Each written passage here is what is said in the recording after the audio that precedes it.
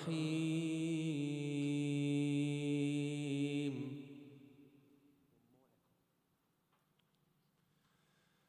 السلام عليك يا أبا عبد الله، السلام عليك يا ابن رسول الله، السلام عليك يا ابن أمير المؤمنين وابن سيد الوصيين،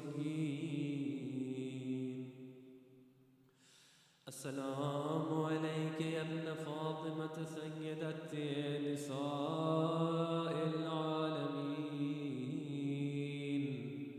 السلام عليك يا خيرة الله وابن خيرته، السلام عليك يا ثار الله وابن ثاره والبدر الموتور، السلام عليك وعلى الأرواح التي حلت بفدائك، عليكم مني جميعا سلام الله أبدا ما بقيت وبقي الليل والنهار. يا أبا عبد الله، يا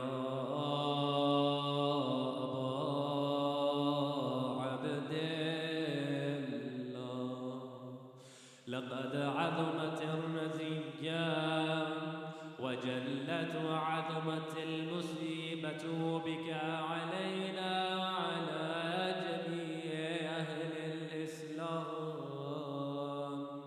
وجلت وعظمت مصيبتك في السماوات على جميع أهل السماوات. فلعن الله يا أمة أسست أساس الظلم والجور عليكم أهل البيت، ولعن الله أمة دفعتكم عن مقامكم وأزالتكم عن مراتبكم التي رتبكم الله فيها، ولعن الله أمة قتلتكم، ولعن الله الممهدين لهم بالتمكين من قتالكم. برئت إلى الله وإليكم منهم ومن عشيائهم وأتباعهم وأوليائهم. يا أبا عبد الله، يا أبا عبد الله، إني سلم لمن سالمكم وحرب لمن حاربكم إلى يوم القيامة. ولعن الله آل زياد وآل مروان، ولعن الله بني أمية قاطبة، ولعن الله ابن مرجانا، ولعن الله عمر بن سعد، ولعن الله شمرا، ولعن الله أمة أسرجت وألجمت وتنقبت لقتالك. بأبي أنت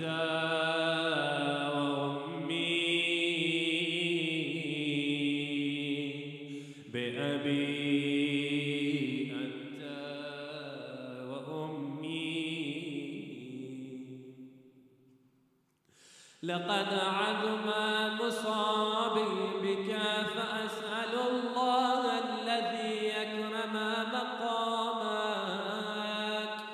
وأكرمني بك أن يرزقني طلب ثارك مع إمام منصور من أهل بيت محمد صلى الله عليه وآله. اللهم اجعلني عندك وجيها بالحسين في الدنيا والآخرة يا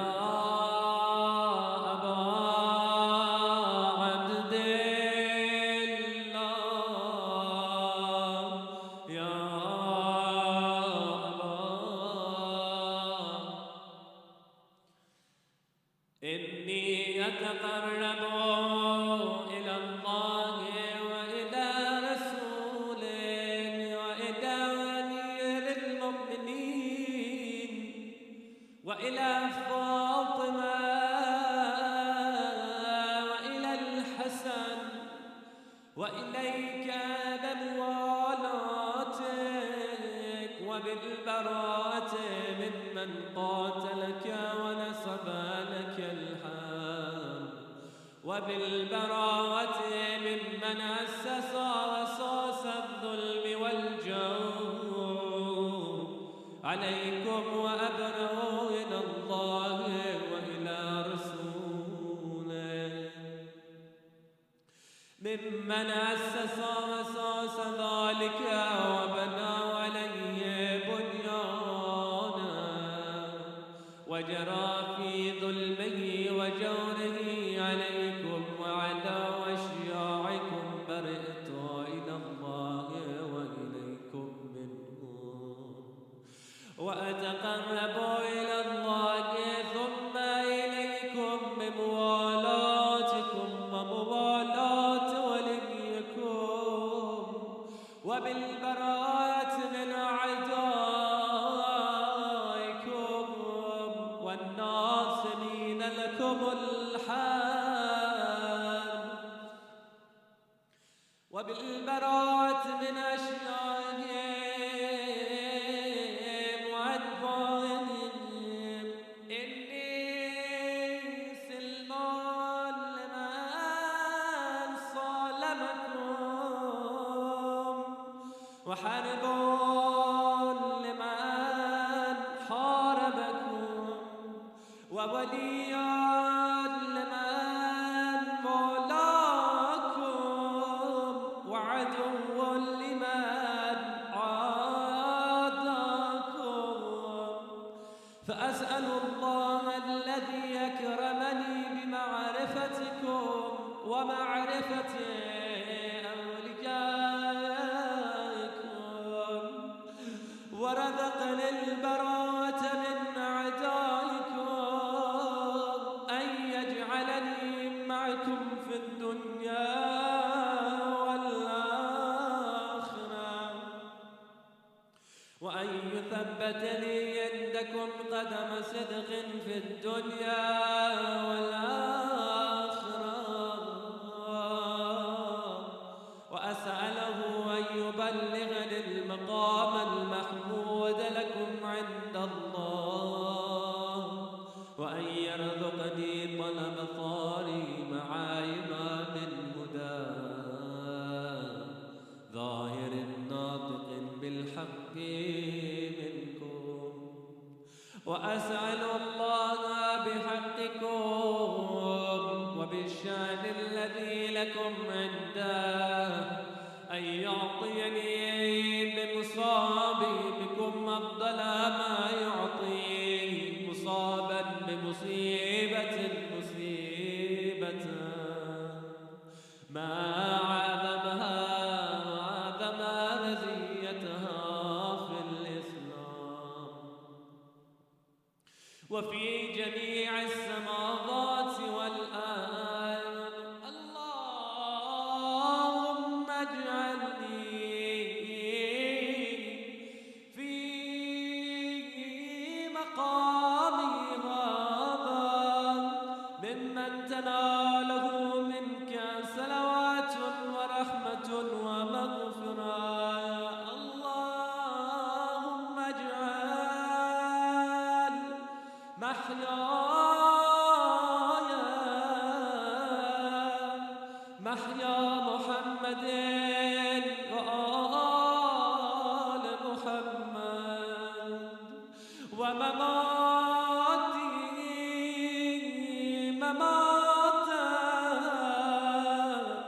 محمد وآل محمد يا الله. اللهم إن هذا يوم تبركت به بنو أمية وابن عاكلة الأكباد، اللعين ابن اللعين على لسانك ولسان نبيك صلى الله عليه وآله، في كل موطن وموقف وقف فيه نبيك صلى الله عليه وآله. اللهم لعن أبا سفيان ومعاوية ويزيد بن معاوية، عليهم منك اللعنة أبد الآبدين. وهذا يوم فرحت به آل زياد وآل مروان بقتلهم الحسين صلوات الله عليه. اللهم فضاعف عليهم اللعن منك والعذاب الأليم. اللهم إني أتقرب إليك في هذا اليوم وفي موقفي هذا وأيام حياتي بالبراءة منهم واللعنة عليهم وبالموالاة لنبيك وآل نبيك عليك وعليهم السلام. اللهم لعن أول ظالم ظلم حق محمد وآل محمد وآخر تابع له ولا ذلك. اللهم لعن العصابة التي جاهدت الحسين وشايعت وبايعت وطابعت على قتله. اللهم لعنهم جميعا. حبيبي يا حسين، مولاي يا حسين. Imagine the shrine of Aba Abdullah in front of you. Assalamu alayk ya Aba Abdullah wa ala al-arwah allati hallat bifnaik. عليك مني سلام الله أبدا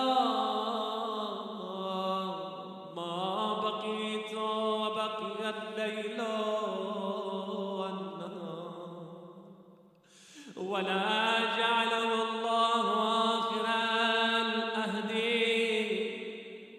مني لزيارتكم. السلام على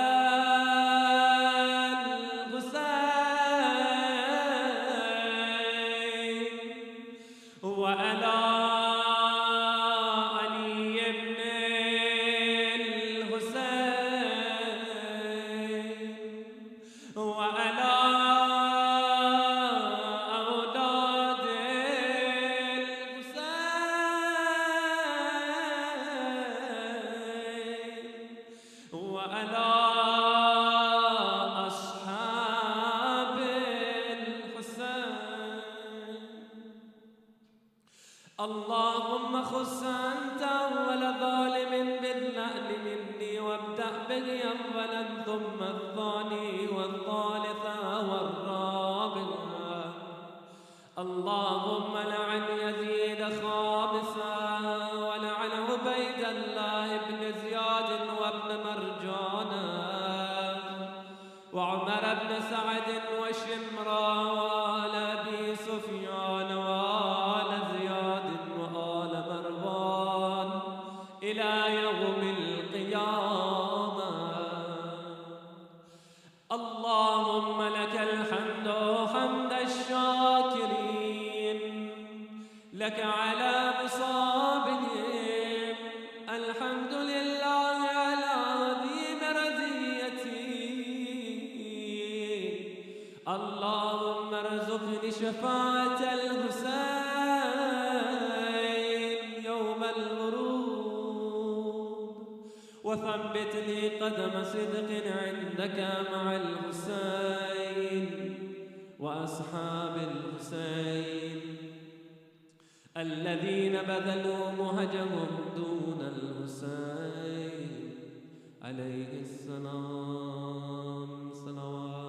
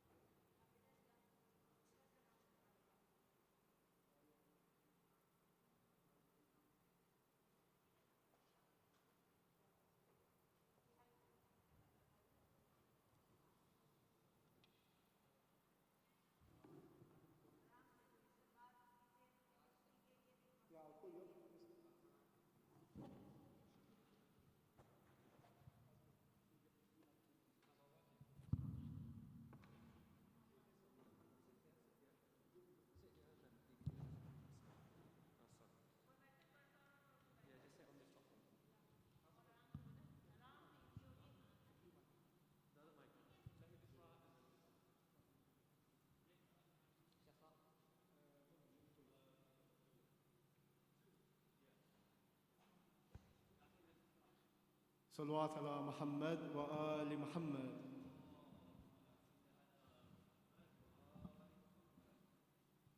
In the name of Allah, the most beneficent, the most merciful. All praise is due to Allah, whose worth cannot be described by speakers, whose bounties cannot be counted by calculators, and whose claim to obedience cannot be satisfied by those whom attempt to do so, whom the height of intellectual courage cannot appreciate, and the divings of understandings cannot reach.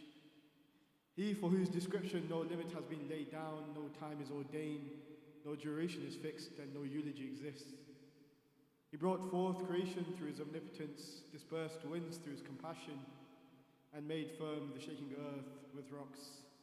Salawat ala Muhammad wa ali Muhammad. Allahumma salli ala Muhammad wa ali Muhammad. Assalamu alaikum wa rahmatullah. Dear brothers, sisters, respected elders. Tonight I'd like to start the program as soon as possible, and without further ado, I'd like to welcome our dear brother, our young brother, Brother Ryan Zedi. Please welcome him with the loudest salawat ala Muhammad wa ali Muhammad.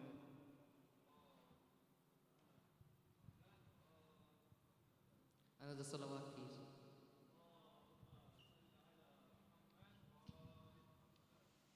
कर रहा है ये रावी बयां Karbala,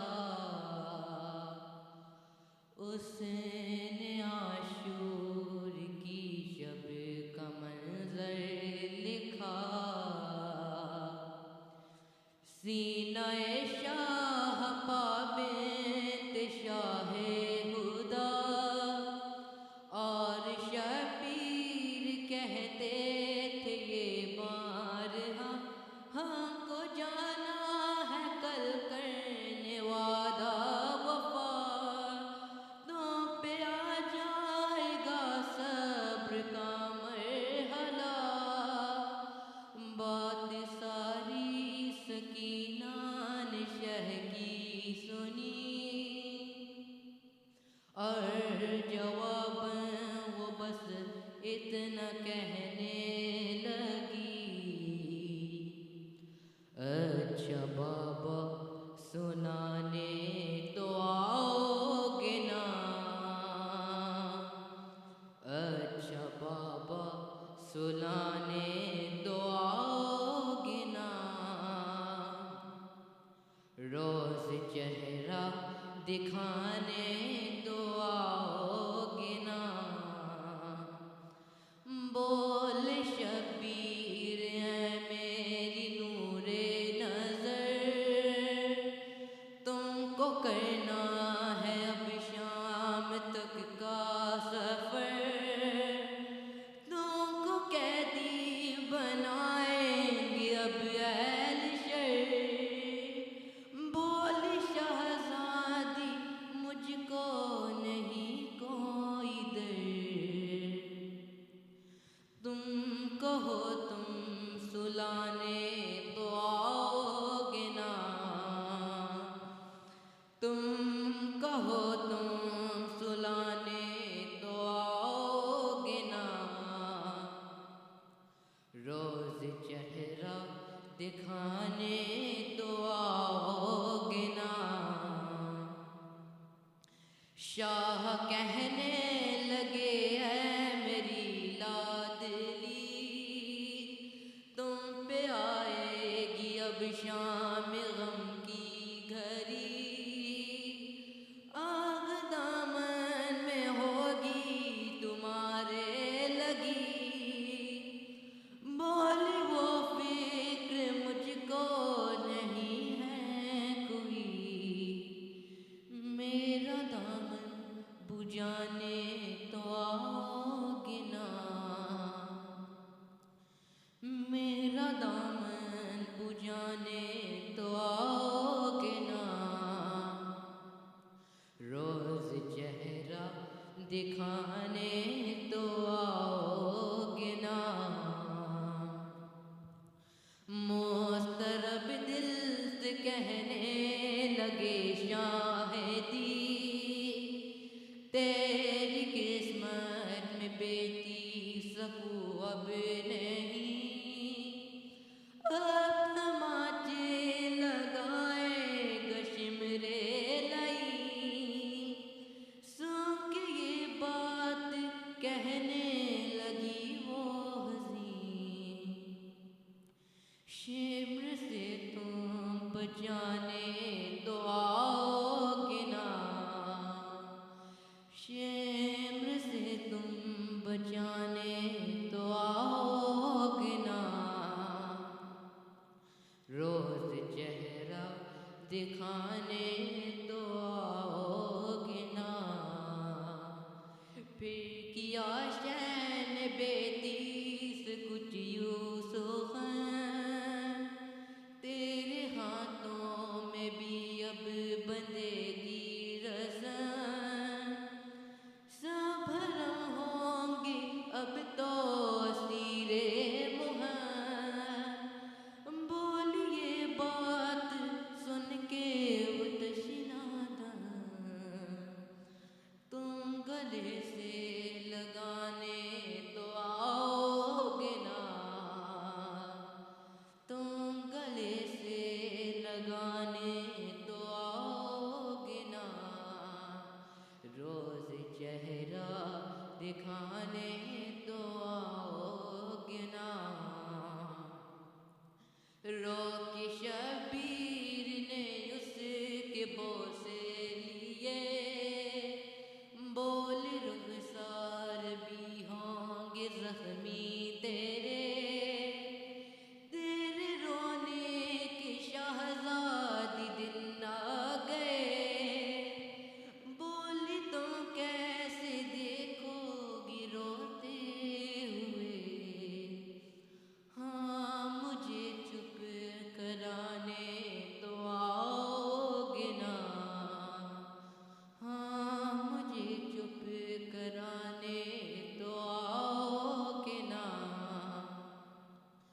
روز چہرہ دکھانے تو آؤ گے نا، بڑھتی جاتی تھی بے چینی شبیر کی، ہر ستم وہ اٹھانے پہ راضی ہوئی، زندہ بابا نہ ہوں گے سمجھ نہ سکی، سن کے سب مشکلیں بس یہ کہتی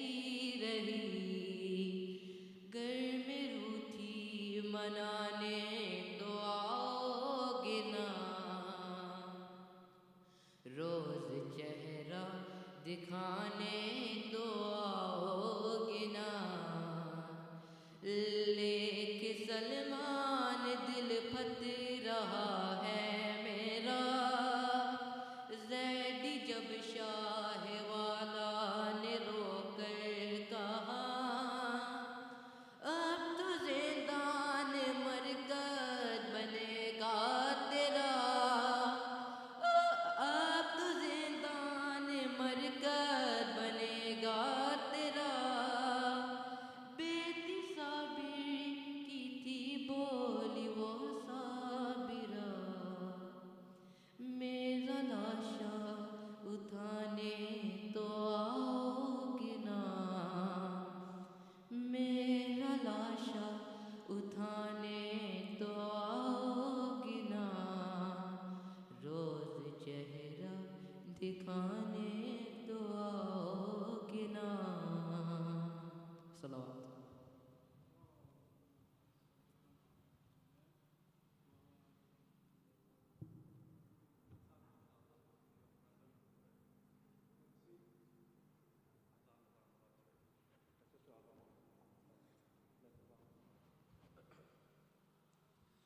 إن الله وملائكته يصلون على النبي يا أيها الذين آمنوا صلوا عليه وسلموا تسليما.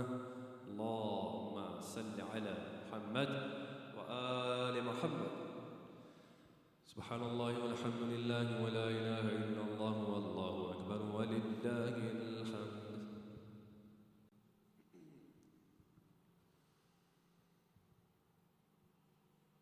الله أكبر الله أكبر.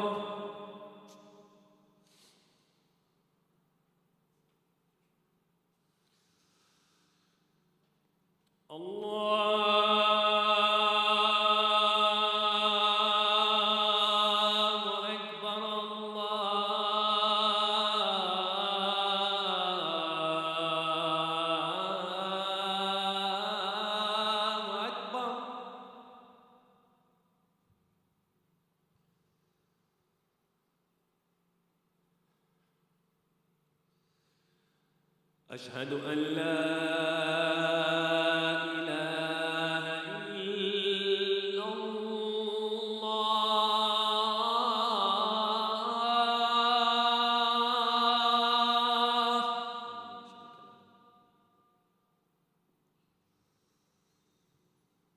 أشهد أن لا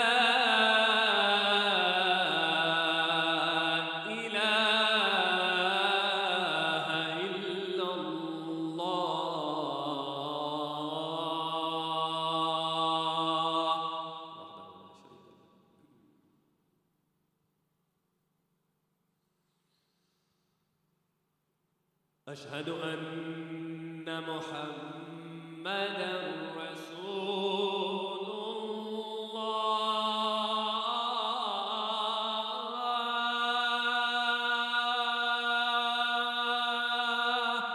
اللهم صل على محمد وآل محمد.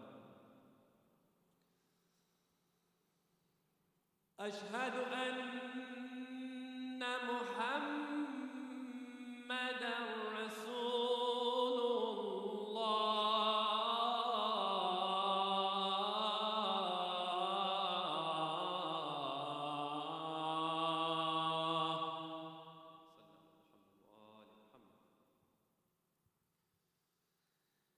أشهد أن مولانا أمير المؤمنين وإمام المتقين وقاتل المشرقين عليا ولي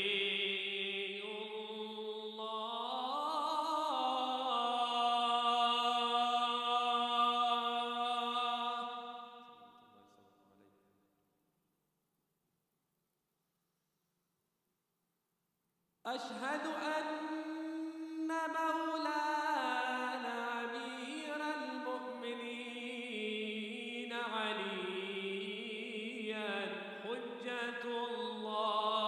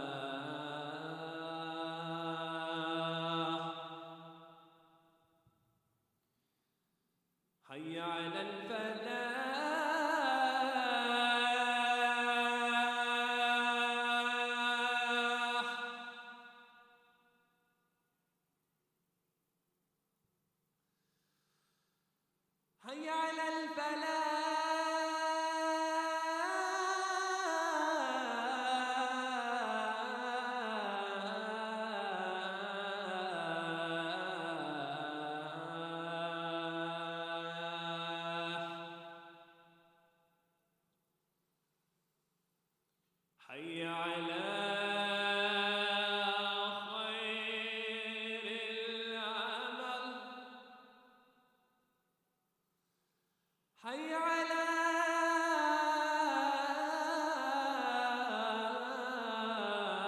خير العمل الله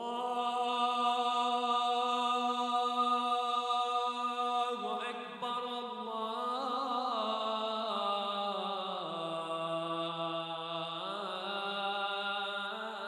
الله أكبر لا إله إلا الله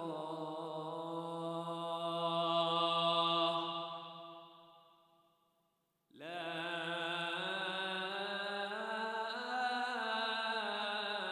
إله إلا الله وصلى الله على سيدنا مولانا محمد وعلى آله وسلم صلوات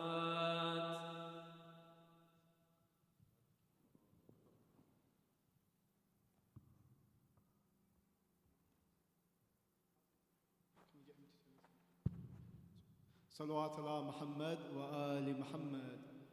اللهم صل على محمد وآل محمد وأجل فرجهم. Our dear brothers and sisters, I'd like to welcome you to the 9th night of our Muharram series, joined by Sayyid Jawad Qazwini. We'd like to thank you for attending throughout these nights and supporting us.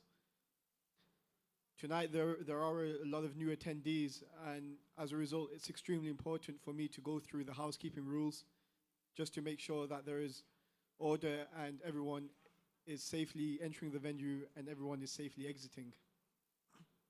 Our first housekeeping rule is that I request everyone that's entering the site to please adhere to the 5 miles per hour limit, and when you're leaving the site to also adhere to the 5 miles per hour limit. Secondly, I'd like to request all attendees to, when parked up in the space, to please turn off your engines to avoid any disturbance to fellow listeners or to the speaker himself. Thirdly, I'd like to request that if the attendees have any issues, i.e. wanting to go to the toilet or to the restroom, to just turn on their hazard lights and a volunteer will approach you and assist you. I'd now like to request our AV team to play the safety video where you can visually see what I have just said. Welcome to the MYF Muharram Majalis program. To ensure your health and safety during the COVID-19 pandemic, please watch and listen to the following guide so you know what to expect on arrival. Your health is our top priority. This guide and all our resources have been developed with guidance from global health experts. To ensure your well-being and safety, we've instituted the following safeguards and safety measures. 1. Mandatory registration. Register your attendance before arriving to the venue. Visit myfoundation.org.uk, as this provides information for our contact tracing system. And remember, please do not come to the Majalis if you have symptoms. 2. Health checks. Upon arrival, everyone will receive a non-contact temperature scan. Please be aware, if you are found to have COVID-19 symptoms, you will be asked politely to return home and to watch the Majalis from the comfort of your own homes. 3. Follow the marshals. Follow the instructions given to you by the marshals wearing the high visibility jackets. Once you have parked up, you will only be able to communicate with the marshals in your zone. 4. Social distancing. Everyone must adhere to social distancing guidelines of 2 meters between visitors. When leaving your vehicle, first signal your marshal to approach your vehicle. Then, whilst moving across the site, you will always be accompanied by a steward. And remember, children must always be accompanied by an adult. For your own safety and comfort, we encourage you to bring your own snacks and drinks as well as any toys for your infants. Bring your own prayer mats if you will be praying on site. To ensure the health and safety of everyone at the venue, we must all commit to read and understand about the COVID-19 pandemic, self-certify our health daily, follow the processes and guidelines for social distancing, clean and disinfect areas used, practice proper hand washing and sanitizing, cough and sneeze into tissues or your elbow, ask if you are unclear about anything, and also, if you experience any symptoms, please stay at home. Thank you for watching the safety briefing. We look forward to hosting and welcoming you to the Majalis of Imam Hussain al-Islam in the most secure way possible. For more information, please get in touch via the methods below.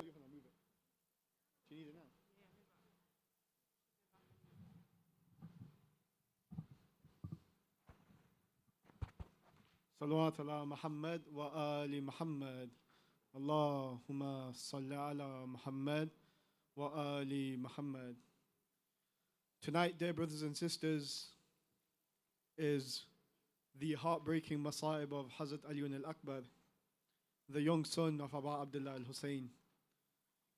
And so for you, so that you can shed tears and you can renew your allegiance to the Imam Hussein of our time, there will be an on-stage narrative where we will be reenacting the last moments of our master Hazrat Ali al-Akbar. So I request that everyone stay tuned for this heart-wrenching musibah. Salawat ala Muhammad wa ali Muhammad.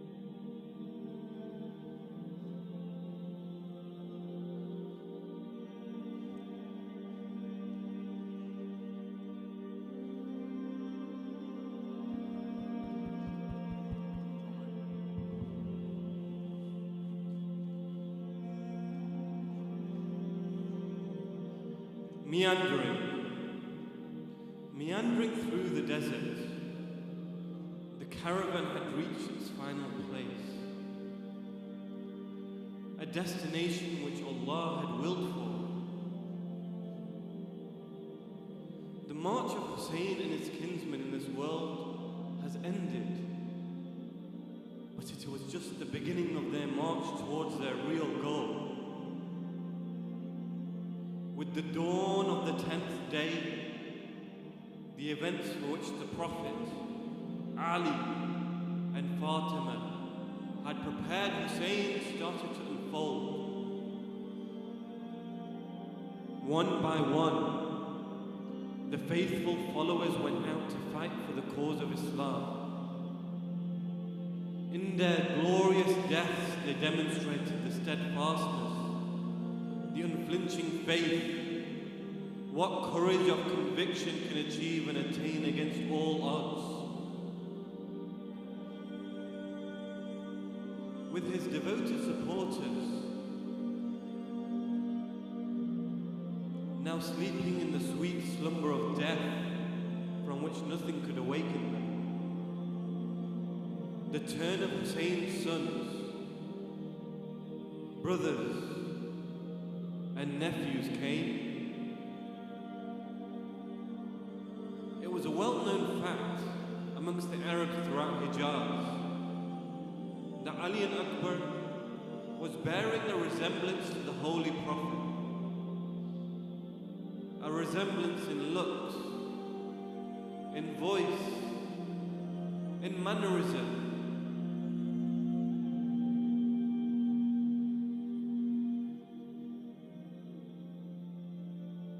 in walk, in every way.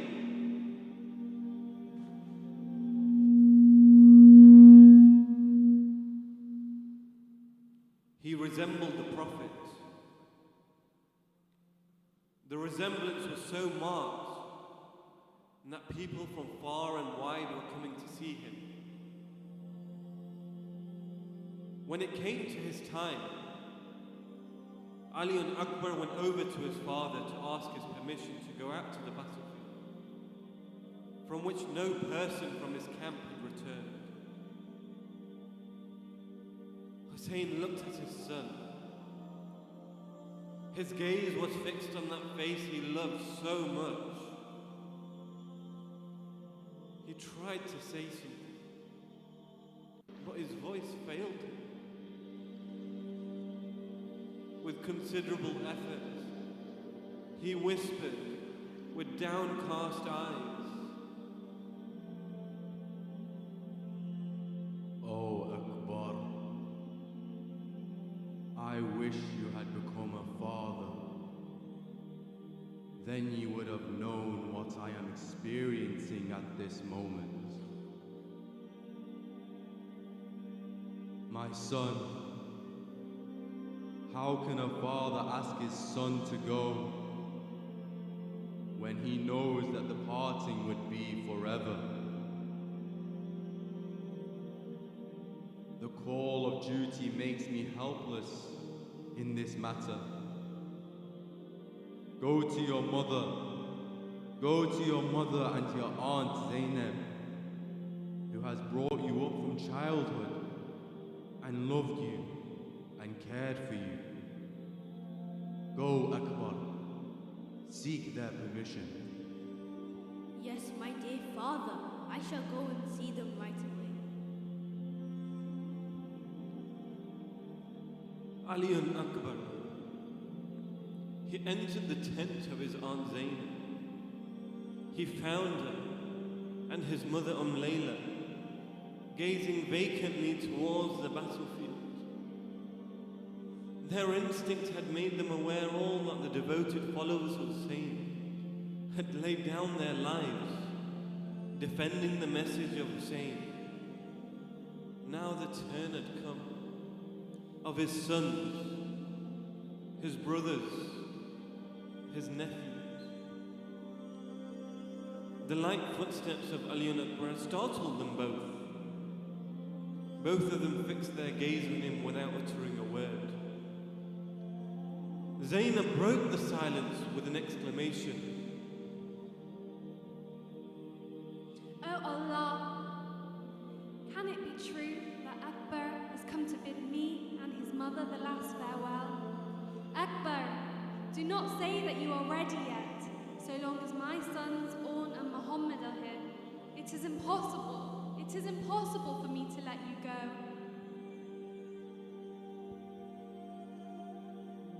Akbar knew what love, what affection his aunt Zainab had for him. Her affection for him transcended everything except her love for Hussein. He looked at her face and at his mother's, who was rendered speechless by surging feelings of anguish. He brought up the courage to say, Auntie Zainab, all my father's soldiers have given their life. Please, for the love of your brother Hussein, let me go before his nephews and brothers. Abbas, my uncle, is a commander of the army, and the others are younger than me. Let me die first, so that I can quench my thirst at the hands of my grandfather. The earnestness of Akbar's voice convinced Zainab and his mother that he was determined to go. With a gasp, Zainab could only say,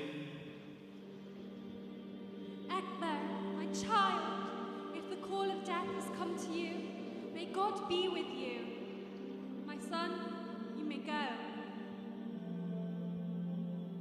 His mother, Layla, echoed the words of Sayyidah Zainab.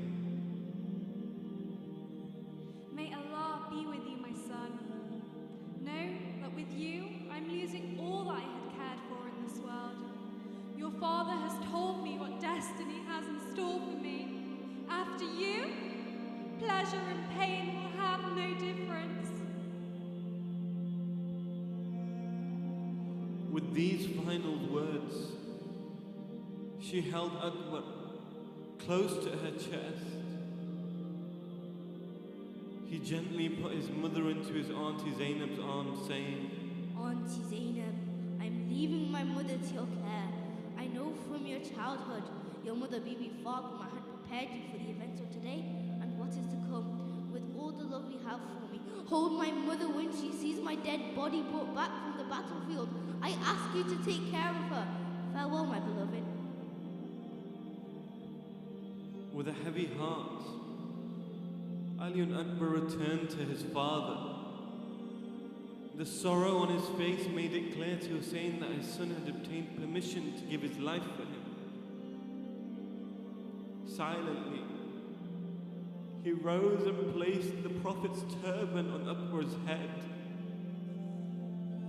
He placed a kiss on his forehead, and in a failing, faltering voice he said, Go, Akbar. God is there to help you.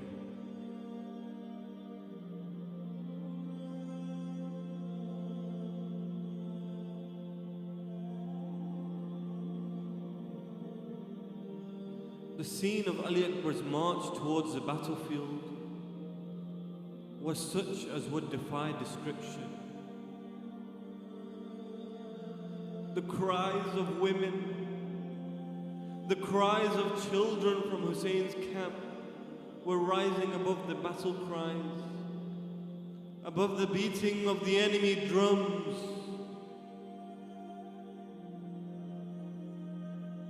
Only a short while later,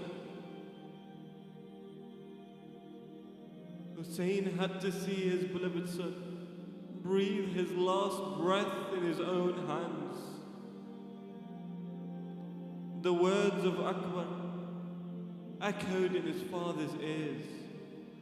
Father, please come to my aid. Your son Akbar has been hit. Oh, Father, help me. Hussein, for quite some time, he remained there, weeping.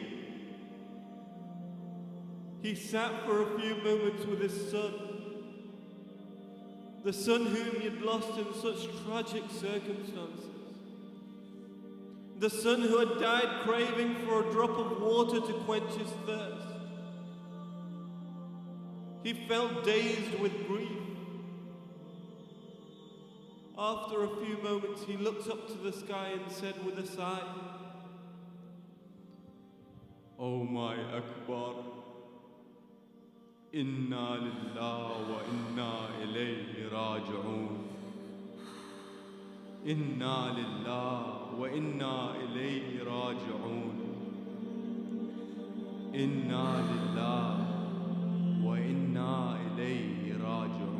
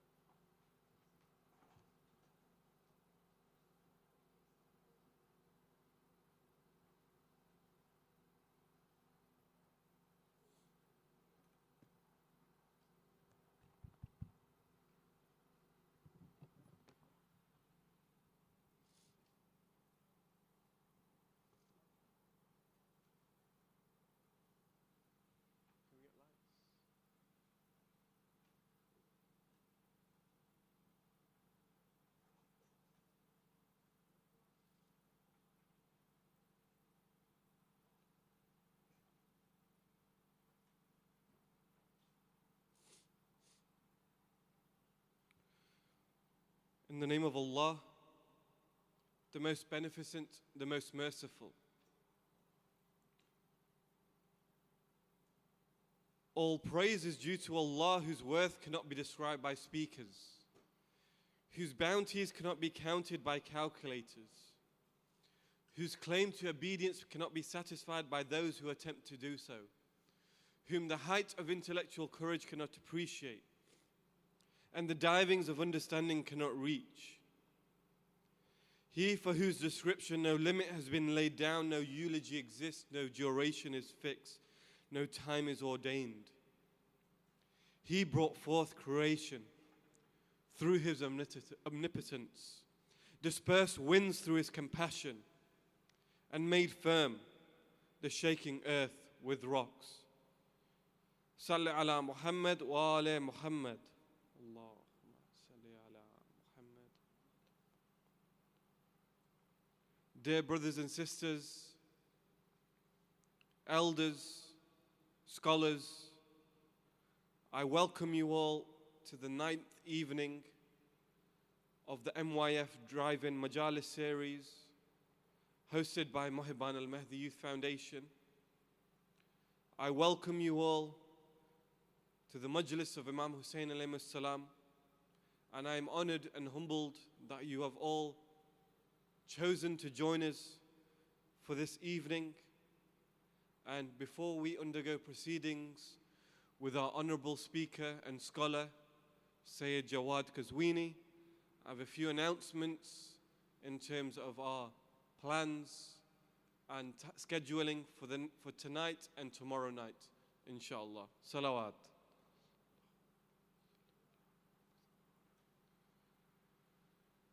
So this evening, we also have the opportunity for attendees to participate following the lecture in martyrdom. If you would like to participate, then please make your zone leader or your zone marshal aware that you wish to participate in the latam after the majlis. Then please put your hazards on and you will be escorted to the front of the stage to participate. So if you just put your hazards on and make one of your attendees or your marshals aware. Salawat.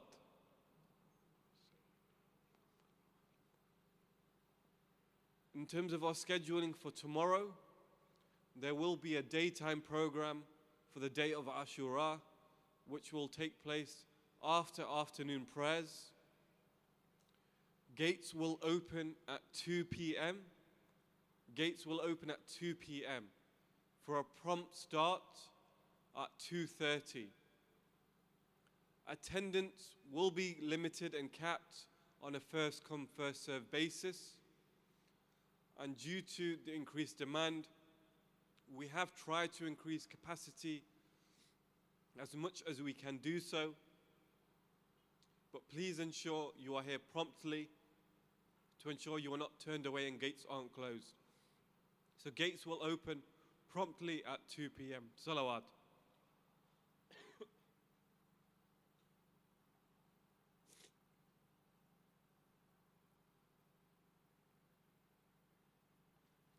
In terms of proceedings for tomorrow at 2:30 p.m., we will have the Maktal for the day of Ashura recited in English, followed by Matamdari.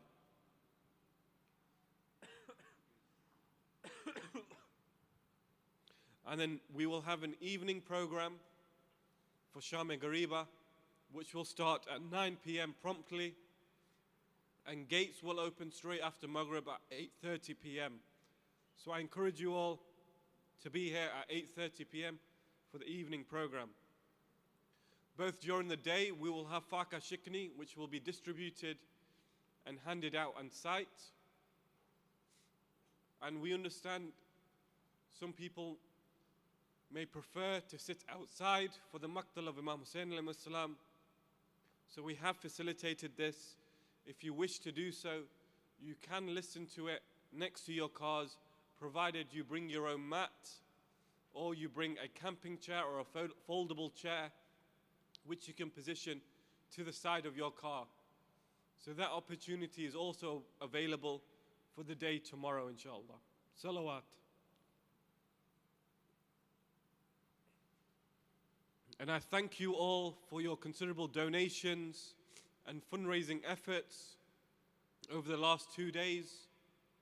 Tonight is a real opportunity to ultimately reach our goals into securing the funding for this majalis. So please, I implore you all, whatever you have, please contribute whatever means you can. Salli ala Muhammad wa ali Muhammad.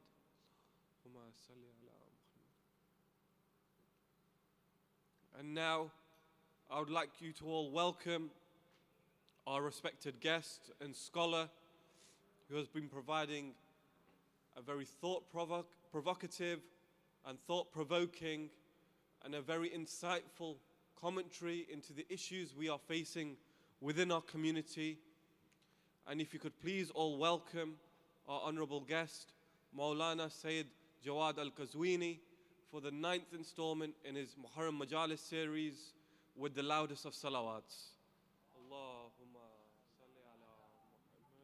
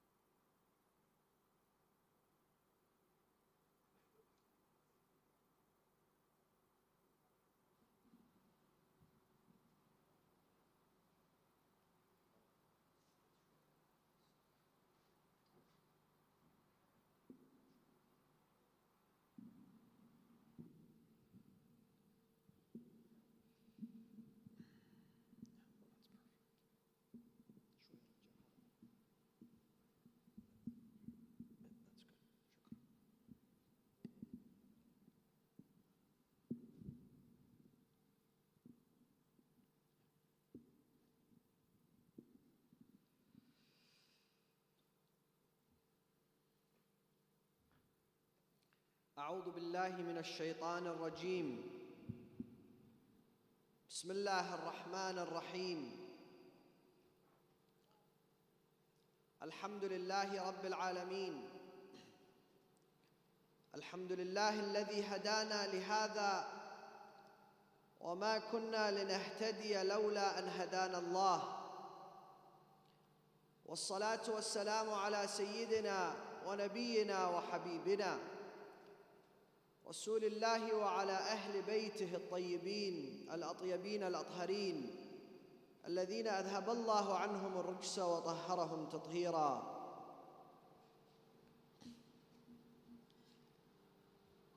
صلى الله عليك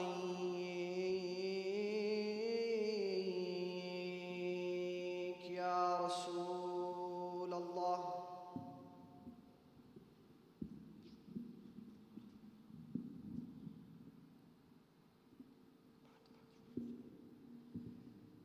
صلى الله وسلم عليك يا سيدي ويا مولاي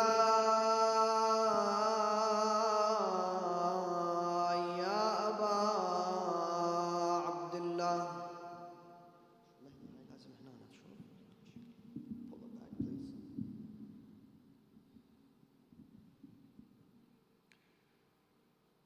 يا رحمة الله الواسعة نجاة الأمة،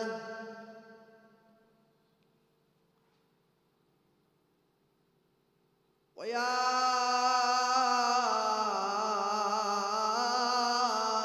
عبرة كل مؤمن ومؤمنة،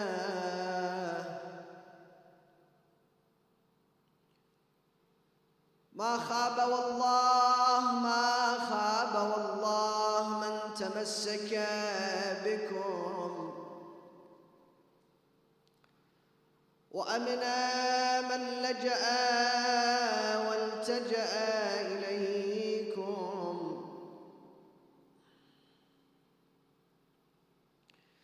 يا ليتنا يا ليتنا كنا معكم سادتي. فنفوز فوزا عظيما.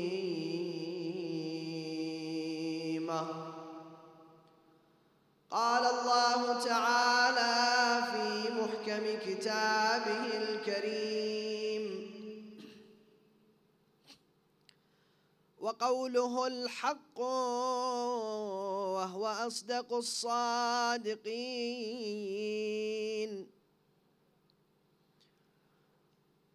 أعوذ بالله من الشيطان الرجيم.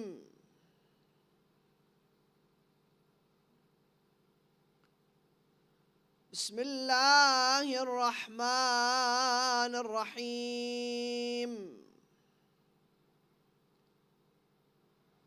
بني أقم الصلاة وأمر بالمعروف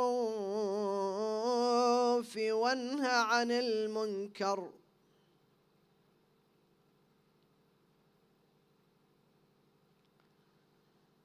أقم الصلاة وأمر بالمعروف وانه عن المنكر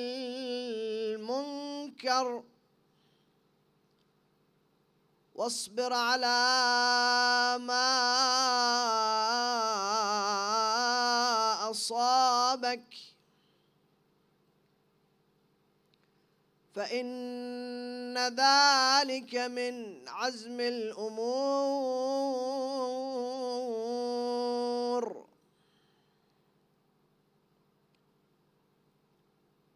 As a gift to the soul of Sayyidina wa Nabiyyina wa Habibi Qulubina Rasulullah and his honorable and purified progeny, recite the first salawat.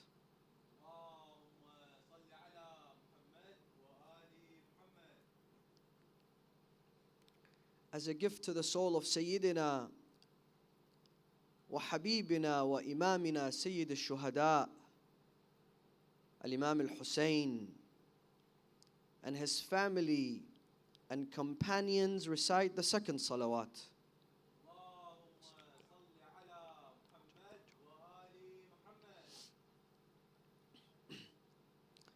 For Allah to shower onto this gathering with His infinite mercy and compassion, to hasten the reappearance of Sayyidina wa Mawlana Sahib al-Asri wal Zaman, recite the third salawat, Rahimakumullah.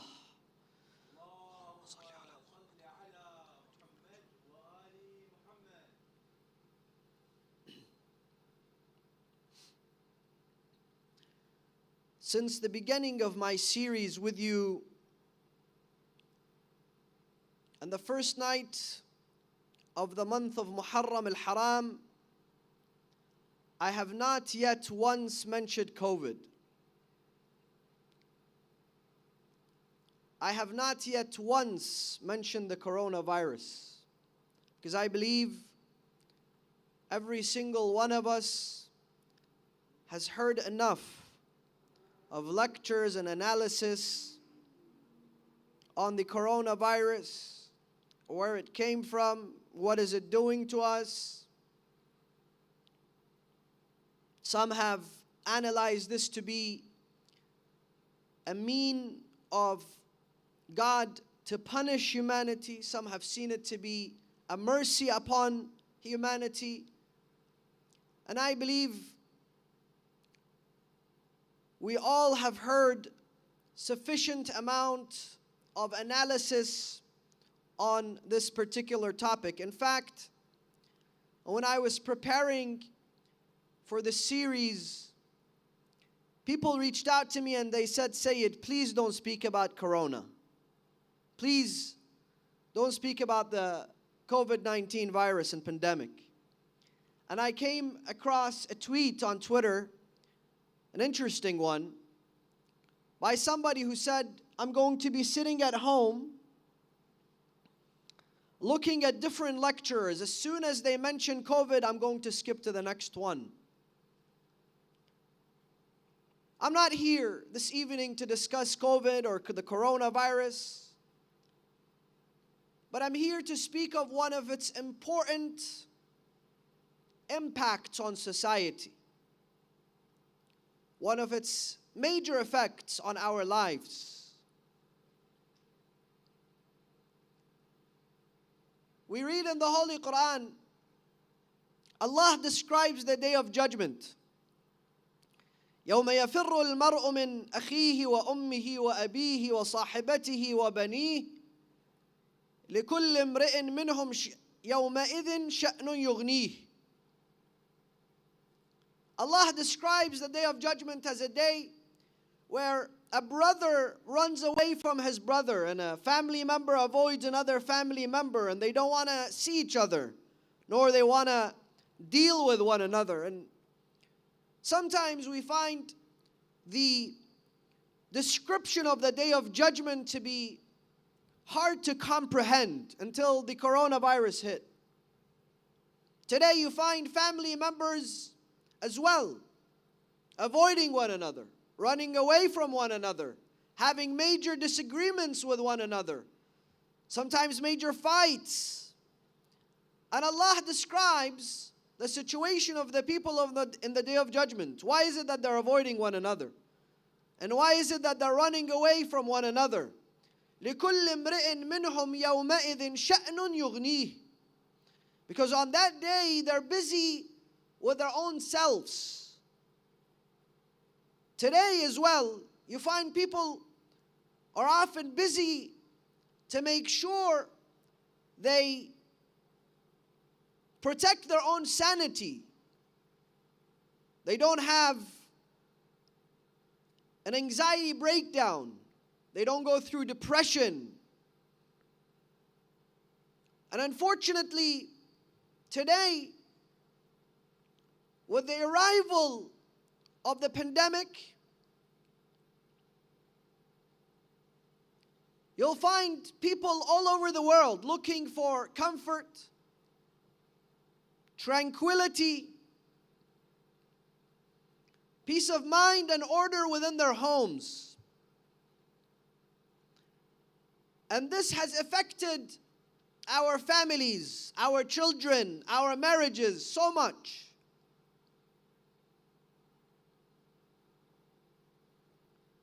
Unfortunately, brothers and sisters, our time is extremely limited, specifically tonight.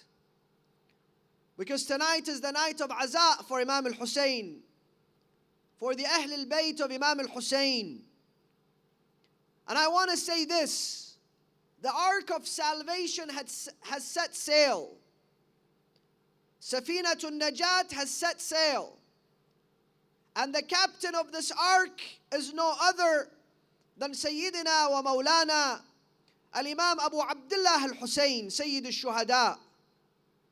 And we've arrived to the shores of Ashura, to the Maqtal of al-Imam al-Hussein. It is time that we connect the lessons from Ashura. What we hear and what we read from the 10th of Muharram to our lives.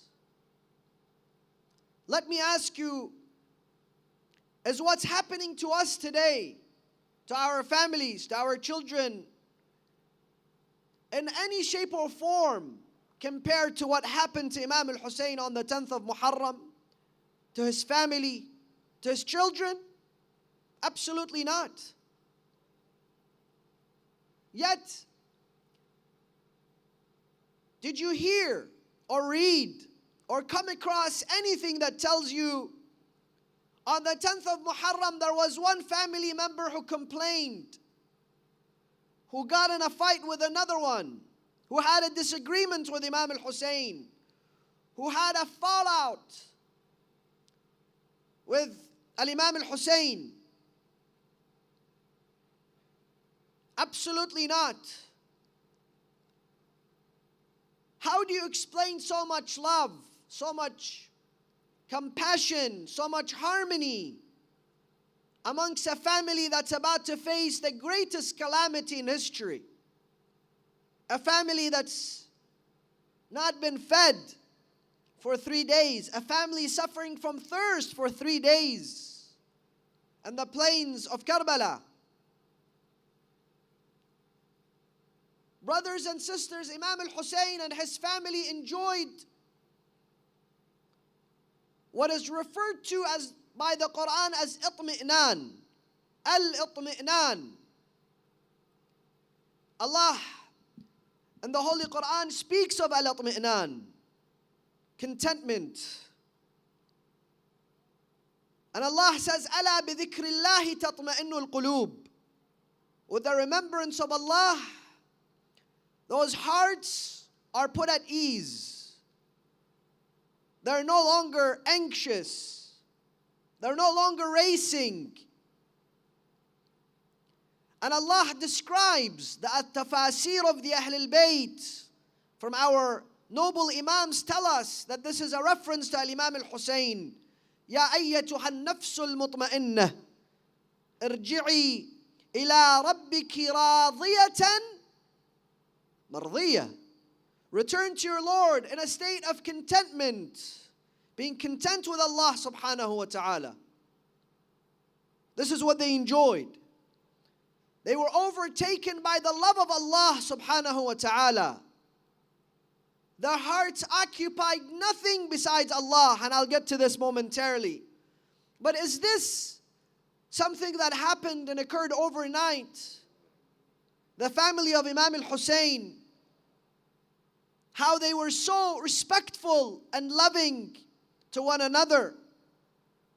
Like I said, not a single complaint is filed on the 10th of Muharram, the 9th of Muharram. Is this something that happens overnight? Absolutely not. In fact, Allah refers to this household in the Holy Quran for all Muslims to read and to witness. في بيوت أذن الله أن ترفع ويذكر فيه اسمه. In specific homes, Allah subhanahu wa ta'ala has given permission to those homes to rise, to shine.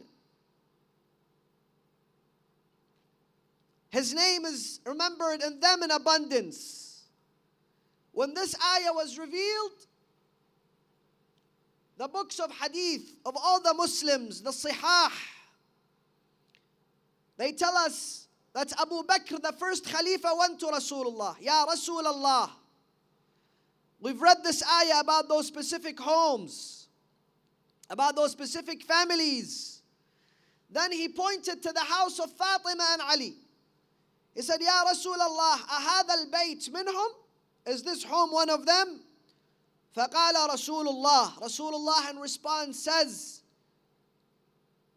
بل هو من أعاظمهما. This home that you're pointing to is the greatest of them. In a letter, Imam Hassan tells Muawiyah, and if you like, I will tell you and I will show you where Jibreel would descend in our home. The specific location of Jibreel when he would descend onto Rasulullah at our home. I will show you the place. So, the home of Fatima, the home of Ali, the product and the fruits was Imam Hussein. Was as-Sayyida Zainab, and the fruits of that home of Imam al-Hussein and as-Sayyida Zainab and their family are the likes of Ali al-Akbar. Ali al-Akbar, who is described as أشبه الناس خلقا وخلقا ومنطقا برسول الله. A man who resembled Rasulullah in his behavior, in his looks, in his mannerism, in his akhlaq, and the way he walked, and the way he spoke. To an extent that some historians say when Ali and al-Akbar came into the battlefield on the 10th of Muharram, many people for a second they thought, here is Rasulullah sallallahu alayhi wa alihi wasallam on the battlefield, standing in defense of his grandson Imam al-Hussein. That's how much Ali and al-Akbar resembled Rasulullah. Ali and al-Akbar, when he's asked about the 10th of Muharram and how he feels by his father, in the famous conversation that you've all heard, he says, Ya abatah la nubali. Oh, my father, we should not care. We should not sweat this one. La nubali waqa'na ala al-maut am waqa'a al-mautu alayna. If death came to us or we went towards death. The young man, Qasim ibn al-Hasan, Imam al-Hussein asks him in the last moment before he leaves. He sees an army of 30,000 men. He says, Bunayya Qasim, kayfa tara al-mawtu dunak? How do you see this death that's coming to you? You're about to see it. And it wasn't a natural death. Death by the swords. Death by annihilation. He said, في نصرتك يا عم أحلى من العسل. To give you assistance, to be your aid. It is sweeter than honey, O my uncle. What explains the harmony within the family of Imam al-Hussein, the maturity of the children surrounding Imam al-Hussein, like I said, is their unconditional love for Allah. To Allah subhanahu wa ta'ala occupied their hearts and their minds and their entire existence. And we are here to learn that from Imam al-Hussein. This evening we are here to make change within us. To neglect hubb dunya and the love for the dunya, and to welcome the love of Allah in our hearts. Brothers, if I were to sum up the event of Ashura, what was happening in the camp of Imam al-Hussein, what was happening in the camp of Umar ibn Sa'd and Shibr ibn Dhil Jawshan in one sentence, I would say it was a fight over hubb dunya and hubbullah. What differentiated the two camps is one, they were overtaken by the love of Allah, the love of Rasulullah, the love of the Quran, the love of Imam al-Hussein. And it all goes back to Allah subhanahu wa ta'ala. A man by the name of Abis ibn Shabib. You all heard the story of Abis ibn Shabib. Abis was a companion. He wears his shield. He wears his helmet. He goes out to fight. He faces many enemies. Then he runs back. He takes off his shield. He takes off his helmet. He runs towards the enemies. They say to him, Ya Abis, what happened to you? Why would you take off your shield? Why would you take off your helmet? He says, لا تلوموني فقد أجنني حب الحسين. The love of Hussein has driven me insane. The love of Hussein that resembles the love of Allah. He awaits his shahada. He awaits to meet Rasulullah, his father Amir al-Mu'mineen. He awaits to meet Fatima al-Zahra. One camp was overtaken by the love of Allah, overtaken by the love of Rasulullah and his family. And the other camp was overtaken by hubb dunya. Don't think this is some tale from history. It's a story we read and it does not relate to our lives. Wallahi, it relates to every moment of our lives. Some of us, we come, we cry for Hussein. We beat our chests for Hussein. But we are overtaken by the love of the dunya. Hubbud dunya. The lavishness and the glamour of this world. We're not willing to give up any sort of comfort for the sake of Allah. We're not willing to compromise our wealth, our bank accounts, for the sake of Allah, for the sake of Rasulullah, for the sake of Imam al-Hussein. Yet year in, year out, to say, يا ليتنا كنا معك فنفوز فوزا عظيما. Is this something acceptable?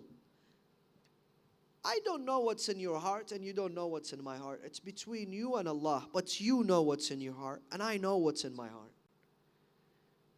I know how much Allah occupies from my heart. Imam al-Hussein, Rasulullah, his family, and how much belongs to the dunya and hubbud dunya. And unfortunately, we don't understand that's when we take a step towards Allah. We dedicate our lives to Allah. We dedicate our wealth to Allah.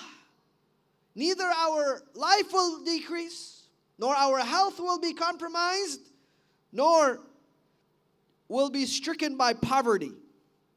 In fact, if anything more, it is given more barakah and blessings.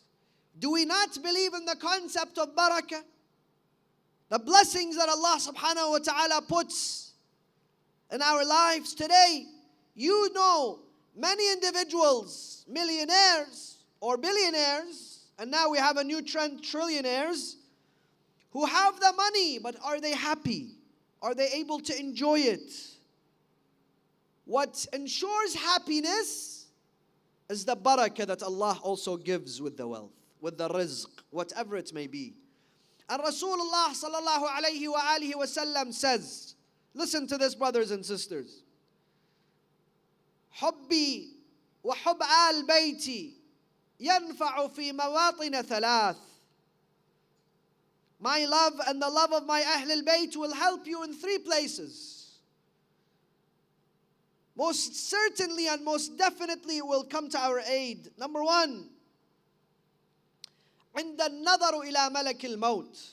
When we look at Malak al-Maut, when he is there to take or end this chapter of our life, when we are afraid, when we feel lonely, Rasulullah says, Hubbi wa hub al bayti will come to your rescue. Number two, when they put us in the grave, and I tell you there is nothing more lonely, frightening, than being 7 feet deep all by ourselves. When everybody leaves the gravesite, the qabristan, they go back home. The first night of our grave, Rasulullah says, Hubbi wa hub al bayti, it will come to your rescue that night. And number three, when we are given the book of A'mal, when we are given our book of A'mal, again, the hubb of Ahl al-Bayt, the love of Ahl al-Bayt will come to our rescue. But what is the love of Ahl al-Bayt? Just for me to say, I love Hussein, I love Ahl al-Bayt, I love Imam Ali, or I have to show this love and demonstrate this love. And when they need me, I don't turn my back to them. I don't neglect them. I don't walk away from them. And I believe that this year, some communities were tested and they have come out of this test with extreme victory. Those communities will be resurrected with Ashab al-Hussein in the Day of Judgment. Those individuals who stood in defense of the majalis and the cause of Imam al-Hussein will be resurrected with Ashab al-Hussein. And we think it's easy, we say, yeah, inshallah, we'll be resurrected with Imam al-Hussein. We read Ziyarat Ashura tomorrow, and we beg Allah, we literally beg Allah And the sujood after the ziyarah, what do we say? Allahumma ij'al li qadama sidqin ma'a al-Husayn wa ashab al-Husayn alladhina badalu muhajahum duna al-Husayn alayhi salam. Oh Allah, I beg you, keep me firm in the service of Hussein. Keep me a firm azadar and lover of Hussein. Don't let things shake me up. Therefore, you find many communities, they came together and they continued the majalis of Imam al-Hussein. The protection of the cause of the Ahl al-Bayt is through those majalis, brothers and sisters. The protection of our morality and our akhlaq and our values and our homes and our families is done through those majalis. And I am proud, and every single one of you, we are proud to be part of this endeavor. And I said this a couple of nights ago. I'll say it again this evening. It is probably my last chance to say this. The safest place possibly in the entire United Kingdom, where you're sitting in your vehicles, the social distancing laws and regulations are intact. Every person feels safe. Yet we don't give up. Yet we're unstoppable. Nothing stopped us from the aza of Sayyid al-Shuhada. And that is what's important. When the aza of Imam al-Hussein, when the majalis of Imam al-Hussein, they call on to us for nusrah. The call of Imam al-Hussein tomorrow is for every single one of you. ألا هل من ناصر ينصرنا ألا هل من معين يعيننا ألا هل من مغيث يغيثنا ألا هل من ذاب يذب عنا ونحن آل بيت رسول الله. Is there anybody to come to our rescue? Is there anybody to help us? Is there anybody to aid us? And we are the family of Rasulullah.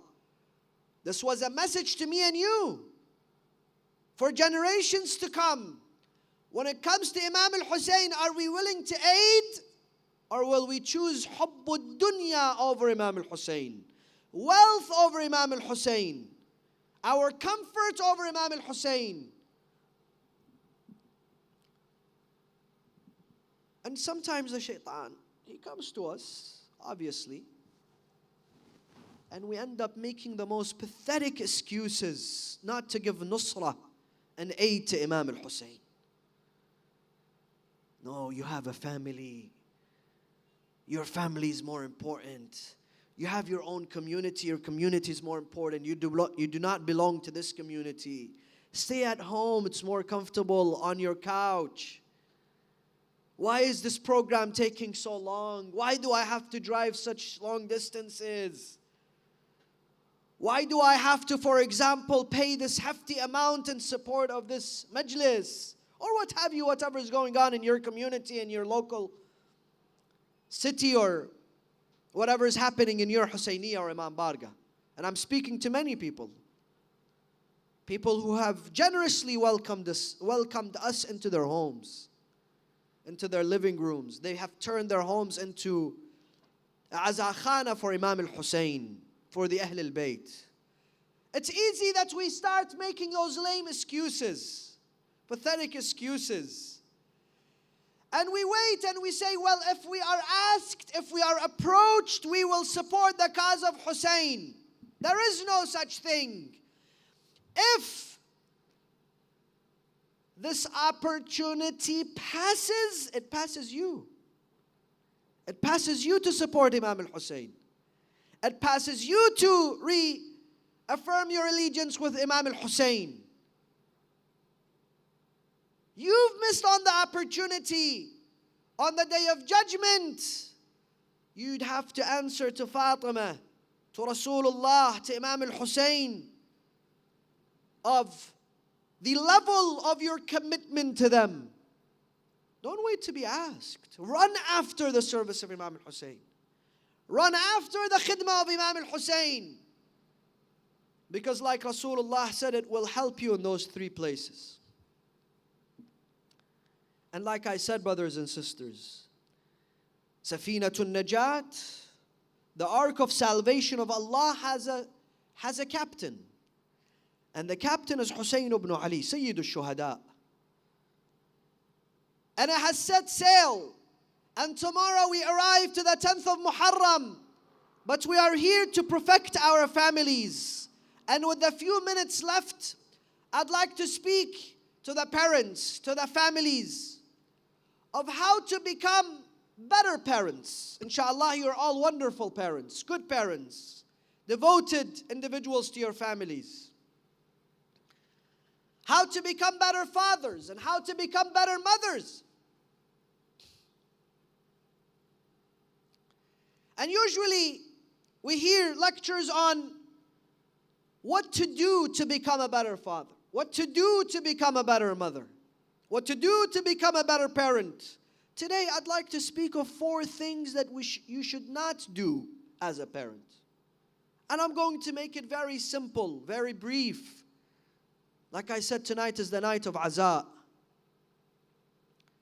Things that you should not do as parents in order to ensure quality life, happiness, peace and tranquility in your homes, regardless of their size, whether you are in a small home or you are in a mansion. Imam al-Husayn's family was in small tents that were about to be burnt the next day, but there was so much love and harmony amongst them. Let us examine this topic after your 3 energetic Husayni salawats ala Muhammad wa ali Muhammad.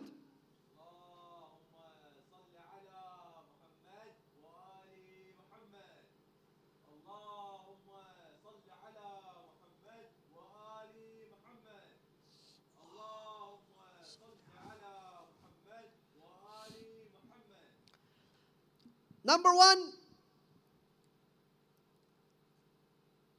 brothers, sisters,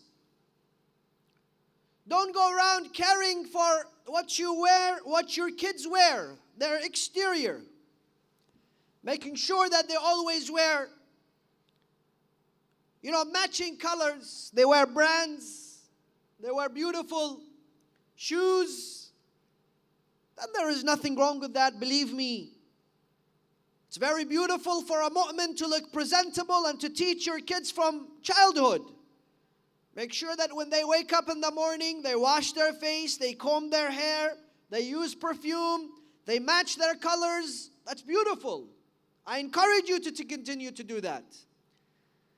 And not only care for what they put inside their stomachs. That's it. Their exterior, how they look to the public, and what they put in their stomachs. Other than that, we don't care about their spirituality and spiritual wellness and well-being. And like I said, unfortunately, time is limited. Today, I see many parents who sign their kids up for football, for tennis, for piano. Now it's become a trend. However, rarely they spend time to read the Quran with their children. Those are basic things, but they're important things. Basic things. Reading the Quran with your family. I know many adults, many elders, they don't know how to read the Quran themselves. But mashallah, when it comes to the stock market, when it comes to real estate and properties, when it comes to fashion, when it comes to social media, when it comes to cars, when it comes to trends, when it comes to fashion, mashallah, we're the best. And everything we have is top of the line. But when it comes to reciting the words of Allah, brothers, sisters, mothers, fathers, Imam al-Husayn didn't just care about what his kids wore. He cared about their akhlaq, about their morality, about their iman. And that's how he was able to give the world Aliyun al-Akbar.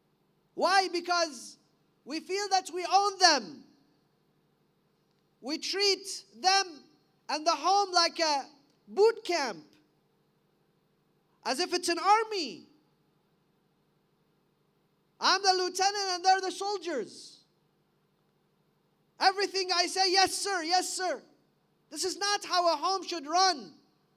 Discipline them, teach them with kindness, with mercy, with compassion. Make sure when you tell them, even when you're disciplining them, tell them, this is because I love you, I'm doing this. I love you, I'm grounding you. I love you, I'm taking your toys away from you. I love you, Number 3, don't overspoil your children. Some parents, we have 2 generations now. The ones that every day they were spanked by their parents, and now every day they're being spanked by their children. So we have 2 generations. One who went through misery at home when they were growing up, and now they're going through misery with their children growing up. Because it's, the children who are the boss at home, and they're being overspoiled. Night fort, or I don't know what those games are called. And all day, all night, they're sitting in front of the TVs, PlayStations, Xbox, if not then their iPads, and they're playing Fortnite. While we don't tell them that there are children your age that are sitting in Yemen, in Afghanistan, in Iraq, in India, in Pakistan, they don't have bread to eat. They don't have clean water to drink. And we overspoil them to an extent when they go out to the world, they're shocked. Because the world is not what we have created for them. So they don't become independent individuals. They have no self-esteem. They have no self-confidence. And as soon as they go to the real world, there's a crash. There's a clash. And then they are hit with anxiety. You're not doing your kids a favor by overspoiling them. There has to be a fine line between being a parent, guiding them, teaching them, disciplining them, and being their friends, being compassionate. Be firm. And last but not least, the last one, and inshallah, we go towards the aza of Sayyid al-Shuhada. Do not force your kids into marriage. Just a couple of moments I'd like to spend with parents who have children, teenagers, young adults who are at the age of marriage. Every single day, why are you not getting married? This is the only thing they ask. The only thing I ask of you for you to get married. I want to see you get married. And do not force your children into the wrong marriages. What are the wrong marriages in our community? You see, today, divorce rate in our community is very high. I don't want to say the rate now. I know the rate very well. I know the percentage very well. But if you look at large cities such as London, New York, Los Angeles, major cities, it's up to 70%. And then you have other cities that are in the 50s and 60s, and we're not far away from that. But we have a different dilemma. There are other reasons why the marriages within our community are leading into divorce, unfortunately. One is wealth and money. Don't push your child into a marriage because of money. If you believe in Allah, Rasulullah, and the Ahlul Bayt, they have taught us this marriage will not bring happiness. If this is the only reason why a person is going into a marriage. Do not force your children into a marriage because of money. I don't have time to get into the details. I'll only give you the headlines. Number 2, do not get rid of your kids in marriage. Meaning what? Meaning we say when he gets married, inshallah, he'll become wise. Inshallah, when he gets married, he's going to act differently.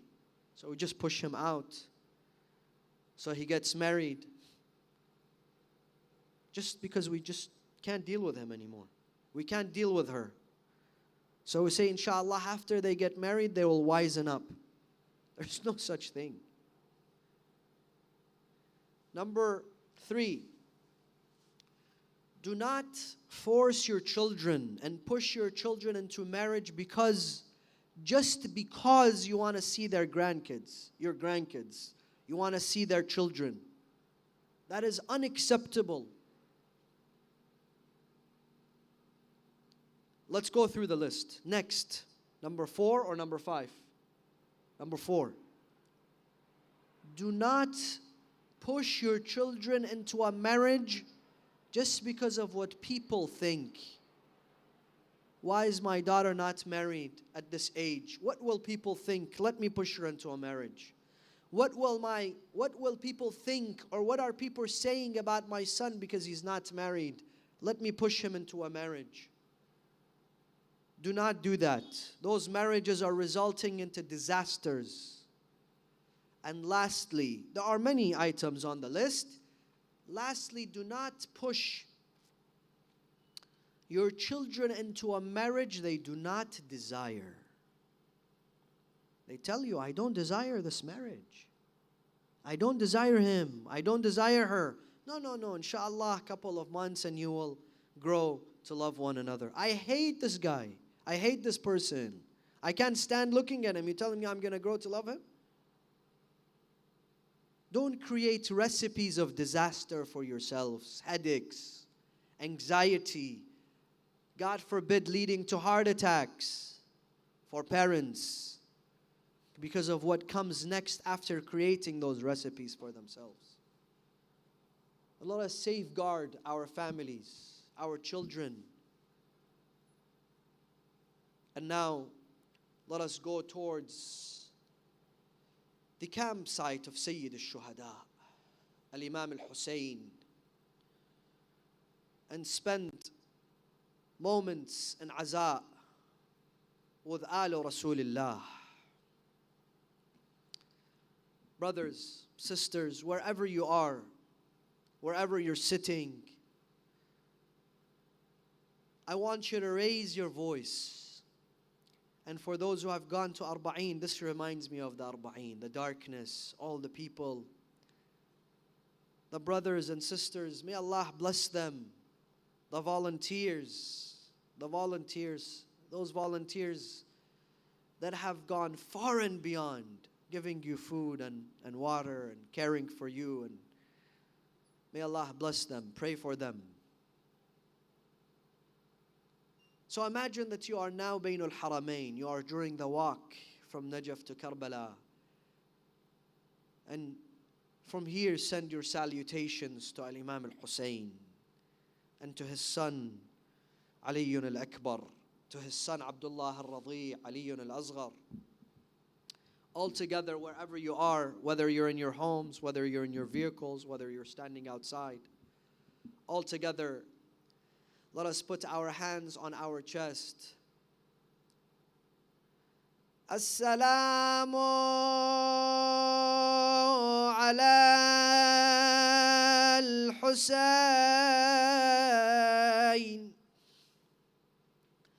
wa ala Ali ibn al-Husayn وعلى أولاد الحسين وعلى أصحاب الحسين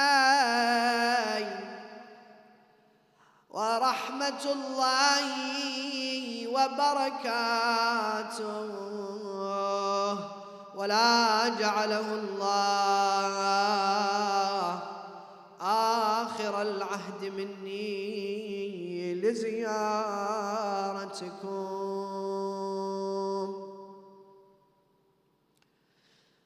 All those who have hajat, some of you have driven from different countries. Some of you have driven long distances. This is the time that you ask for your hajat from Sayyid al-Shuhada. Ya Sayyidana wa Mawlana, inna tawajjahna, wastashfa'na, wa tawassalna bika ila Allah. All of you. Ya Sayyidana wa Mawlana, inna tawajjahna, واستشفعنا وتوسلنا بك إلى الله وقدمناك بين يدي حاجاتنا يا وجيها عند الله اشفع لنا عند الله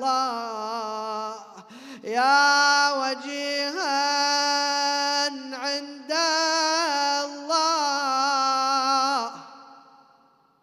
Brothers and sisters, let me hear you. Please send your voice to Imam al-Hussein, to Karbala. All of us together one more time, those who have special hajat. يا وجيها عند الله اشفع لنا.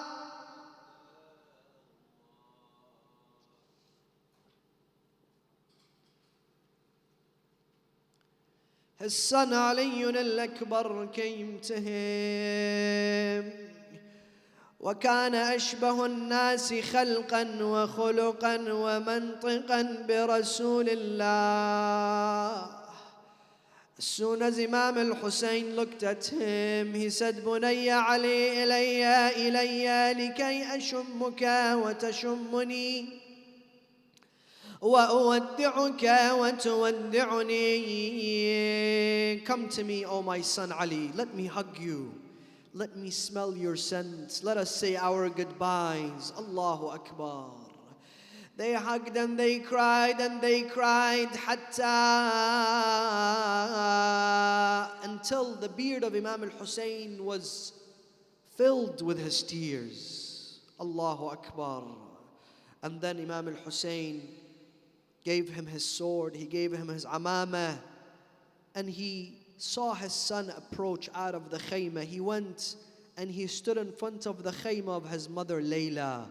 So he would tell Layla what's happening with her son Ali al-Akbar.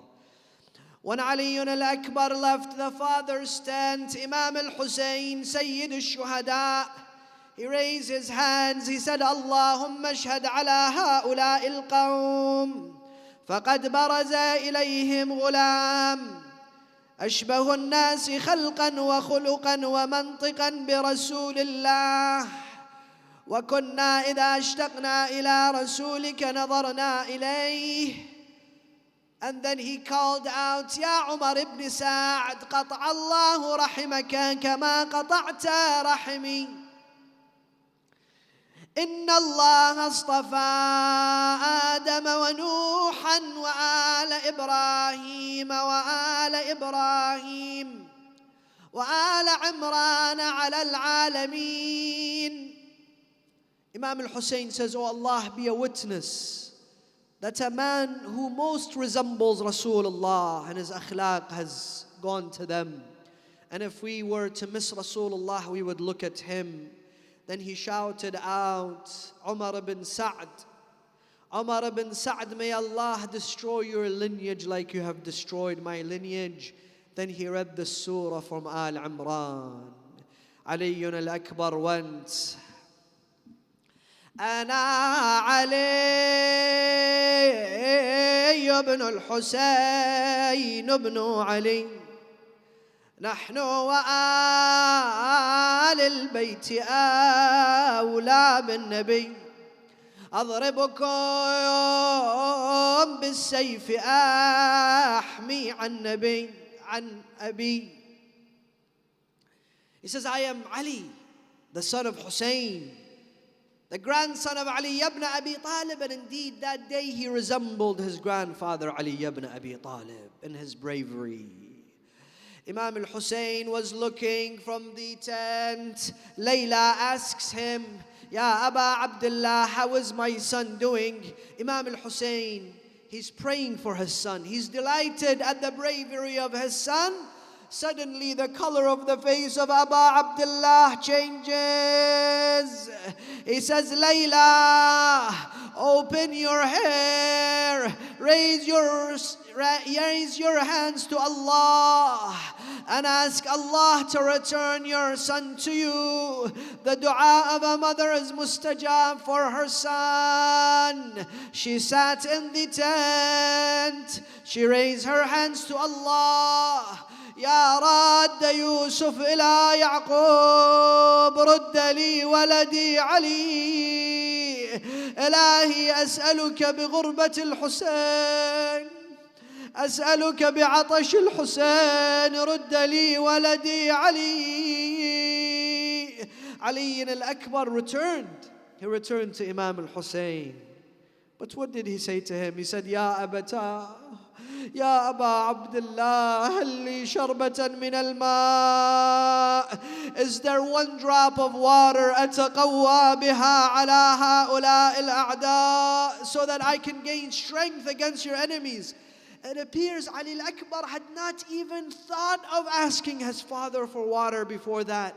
And the reason why he's asking now is because he wants strength against his a'da, against his enemies. Imam al-Hussein shows him his tongue, meaning Ali al-Akbar, your father Hussein is more thirsty. He goes and he fights until he shouts out, Ya Abata, يا أبا عبد الله هذا جدي يقرئك السلام قد سقاني من كأسه الأوفى. Oh my father, I see my grandfather here. He's quenching my thirst. He sends his salam to you.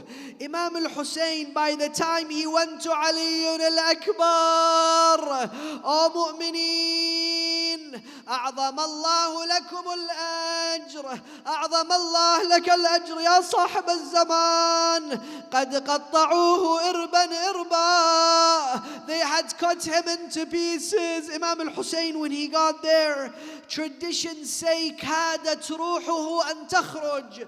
He was about to lose his life. Imam al-Hussein saw his beloved Ali al-Akbar. In that state, he wanted to pick him up. He picks up one part, another part falls. Allahu Akbar, he called out. He called out, others, come and help me. Come and help me carry the body of Ali al-Akbar back to the tent. Imam Sajjad, he knew what was happening. He saw what was happening. He says, Oh Amma Zainab, rescue my father Hussein. As-Sayyida Zainab comes out of the tent.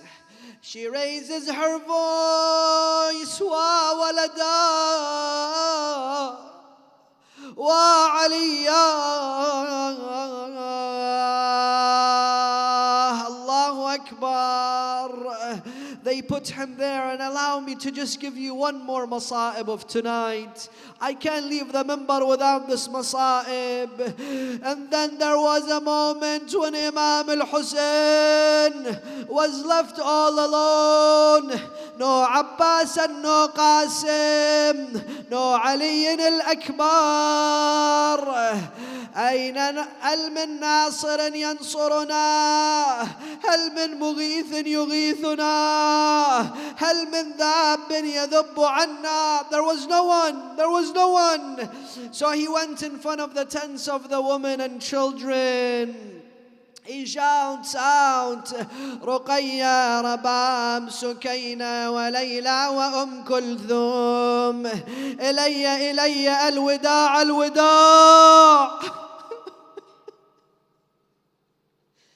قد قرب منكم الافتجاع. Come together so that we can say our last farewell. Ya Aba Abdullah, you're going too fast.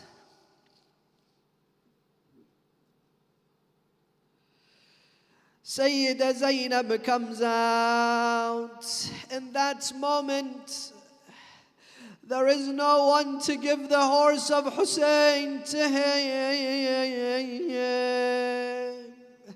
There is no one to aid him. The only one left in his camp was Sayyida Zainab.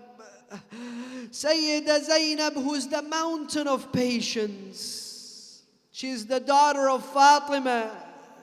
She gives him his horse. He's about to leave. She doesn't let him go. She says, Mahlan, mahla, ya ibn al-Zahra. Oh, the son of Fatima, hold on.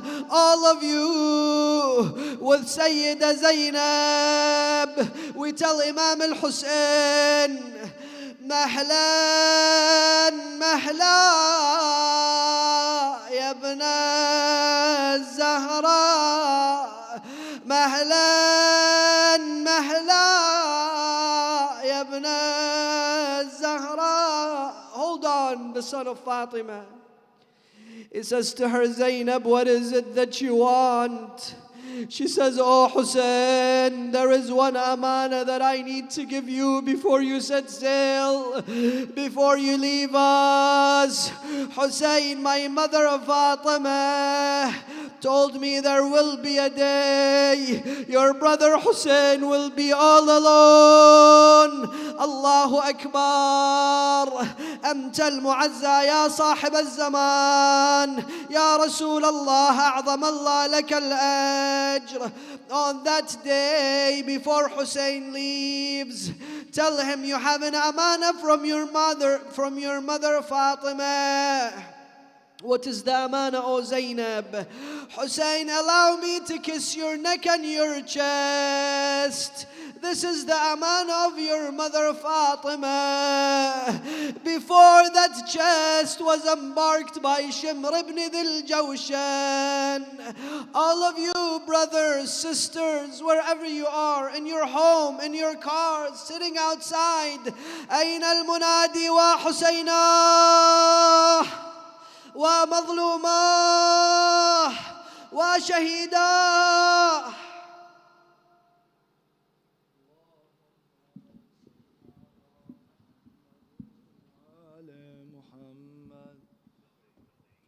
وجل فرجهم. اللهم صل على محمد وآل محمد وجل فرجهم. If any of the brothers want to come and lament with us at the front, if they want to hear the musibah here in front of us, if they want to do martyrdom like they do every night, please listen carefully. Put your hazard lights on. Put your hazard lights on so a marshal can escort you to the front so you can do martyrdom for Aba Abdullah. Again, I will repeat that. Those who wish to do the azan, who wish to do martyrdom, who wish to do latam for Aba Abdullah, put your hazard lights on. We have a restriction for about a certain amount. Those who can come, or those who we can't bring, please forgive us. Assalamu alayka ya Aba Abdullah wa ala al-arwah allati hallat bifanaik alayka minni jami'an salamullah abadan بقيت وبقي الليل والنهار ولا جعله الله آخر العهد مني لزيارتكم وأبو عبد Allah. Do not let this last salam be my last ziyarat to you. Tonight is Shab Ashur. Tonight is the night of Ashura. Cry for Abu Abdullah. Send your salams tonight the way Zainab is sending her salam. As-salamu ala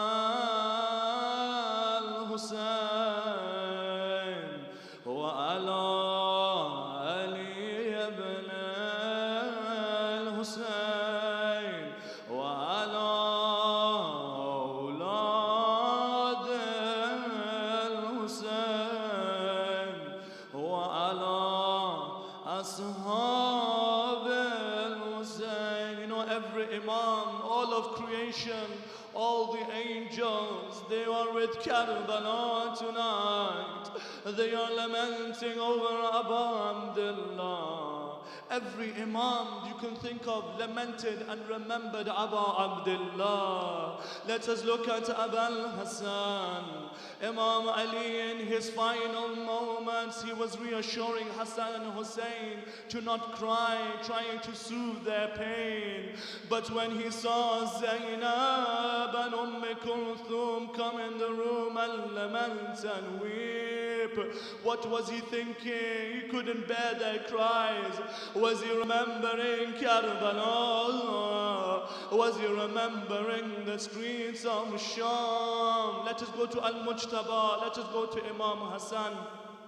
When Imam Hassan was on his deathbed, Imam Hassan, he looked at Abu Abdullah crying. You know what he said to Abu Abdullah? He said, "Oh my brother, how is it that you lament for me, when it is I who shall lament for you, Ya Abu Abdullah?" Even Imam Ali Rida, our 8th Imam, you know what he did in his final moments? He told his servants, remove the carpets, remove the rugs. The Imam was poisoned, he was weakened, he was in pain. They said to him, "Ya Imam, what is this ajib dua? What is this ajib request, Ya Imam?" Imam Rida said to them, "Just for a few moments, I want to feel what my grandfather Abu Abdullah felt when he was all alone on the plains of Karbala." Cry for Abu Abdullah, lament your tears. You know what Imam Ali Rida said to cry? You know why he said cry for Abu Abdullah? Let us listen to what he says to the son of Shabib. He says, "Ya ibn al-Shabib, in kunta bakiyan li shay." Oh, the son of Shabib, if you were to weep for something, if you were to weep over anything, what do we weep for, Ya Imam Raza? فَبِكَلَ الْحُسَيْنَ ibn Ali. Then weep over Hussein, the son of Ali. Why, Imam? Why should we cry for him if we were to cry for anything? فَإِنَّهُ ذُبِحَ كَمَا يُذْبَحُ الْكَبْشُ. For they killed my grandfather like they would kill their sheep. A scholar in Iran, he once had a dream. You know, many of our ulama, many of the people who are blessed to have dreams, they tell us and they show a glimpse of the tragedies of Abu Abdullah. In Iran, he had a dream one night that Abu Abdullah came to him. He sees on his body there are so many wounds. He is covered with so much blood. He said to Abu Abdullah, "Oh Abu Abdullah, I didn't know you had so many wounds on the day of Ashura." You know, Imam Sajjad says, he goes, "Not a coin of dirham could fit between the wounds of my father Abu Abdullah." That's how many wounds were upon his body. He says, "Ya Abu Abdullah, I did not know you had so many wounds." He woke up, he was crying and lamenting. That night, he had a majlis. He had a majlis. He was a khatib as well, may Allah bless him. He started to recite, remembering this. That night, Abu Abdullah visited him again. But this time, time, he does not have any wounds beside 2 wounds. He says, Ya Abu Abdullah, yesterday you were full of wounds, but today you only have 2 wounds. He says to him, whenever my Shias cry for me, whenever they shed tears, their tears heal my wounds. But he said, Ya Abu Abdullah, you still have 2 wounds. He said to him, no matter how much they cry, these 2 wounds can never be healed. What are the 2 wounds? One of them is the wound of Abu al-Fadl al-Abbas on his back. The other wound is Ali al-Akbar upon his chest. Do you know how much he loved Ali al-Akbar? He loved him so much. He would remind him of Rasulullah, his mannerism, his akhlaq, the way he would speak or talk or think. That's why when Abu Abdullah, when Ali al-Akbar went to get permission, he cried out to the skies and he said, Allahumma shahad, faqad baraza ilayhim gulamun, ashbahu an-nas khalqan wa khulqan wa mantiqan bi rasulik. Oh Allah, bear witness that I am sending into the battlefield someone who looks and resembles your Prophet the most in his behavior, in his looks, in his logic. وَكُنَّا إِذَا اشْتَقْنَا إِلَىٰ نَبِيِّكَ نَظَرْنَا إِلَيْهِ. Whenever we would miss the Prophet, we will look at Ali al-Akbar. Abu Abdullah, it was very difficult for him. You know, they say that amongst those who asked permission, Abu Abdullah gave it straight away to Ali al-Akbar. But listen to the way he did it. They say he would look down and cry in a hopeless way, knowing he will lose Ali Akbar. He says, Ali Akbar, before you go and see your mother Layla, and go see your other mother Zainab. This is how Abu Abdullah described it. Lady Zainab loved Ali al-Akbar so much, like it was her own son. He goes to them. He says, oh my mother Layla, oh my mother Zainab, do you love me as your son more, or do you love the son of Zahra more? They said, we love the son of Zahra, but we love you as well. He said, then allow me to be sacrificed for the son of Zahra, for he is all alone. Allow me to go defend my father. Imam Hussein is watching from afar. He sees that Ali Akbar would leave the tent, but then he would go back. He looks and sees, you know what is happening? Whenever Ali Akbar would leave, Layla said, come back, my Akbar. Whenever he would try to leave, Zainab would said, come back, my Akbar. Whenever he would try to leave again, Kulthum said, come back, my Akbar. They couldn't bear to leave that Ali Akbar. They were holding on to him. Abu Abdullah had to go and grab him and take him back. Abu Abdullah is speaking to Ali Akbar now. He says a request to Ali Akbar and his son. You know what the request is? He says, Ya Ali Akbar, oh my dear son, whenever I wanted to tie your turban, your mother Layla or your aunt Zainab would always want to tie your turban. But now that you leave your elderly father soon, let me tie your turban before you go. Imagine the scene. Ali Akbar goes down so Abu Abdullah can tie it. When he began to tie the turban around the head of Ali Akbar, you know what he would recite? As his hand would encircle the head of his young son, he would recite, Illa lillah wa illa ilayhi raji'un. Ali Akbar Akbar goes upon his horse. Abu Abdullah sends him to the battlefield, but all of a sudden he hears footsteps behind him. He looks back and he sees someone is there following him. He sees that it is his father, Abu Abdullah. He says, "Oh my father, why are you following me? Why are you here?" Imagine this. Imagine Abu Abdullah speaking. A poet recites, "Whenever I would miss the Prophet, I would look at you, Ali Akbar. Whenever I would miss the Prophet, I would look at you, Ali Akbar. I call out your name, oh beloved. Why don't you reply to your father? Look at your father Hussein. Look at your father Hussein. I cannot bear all this pain. Answer me, for you I came.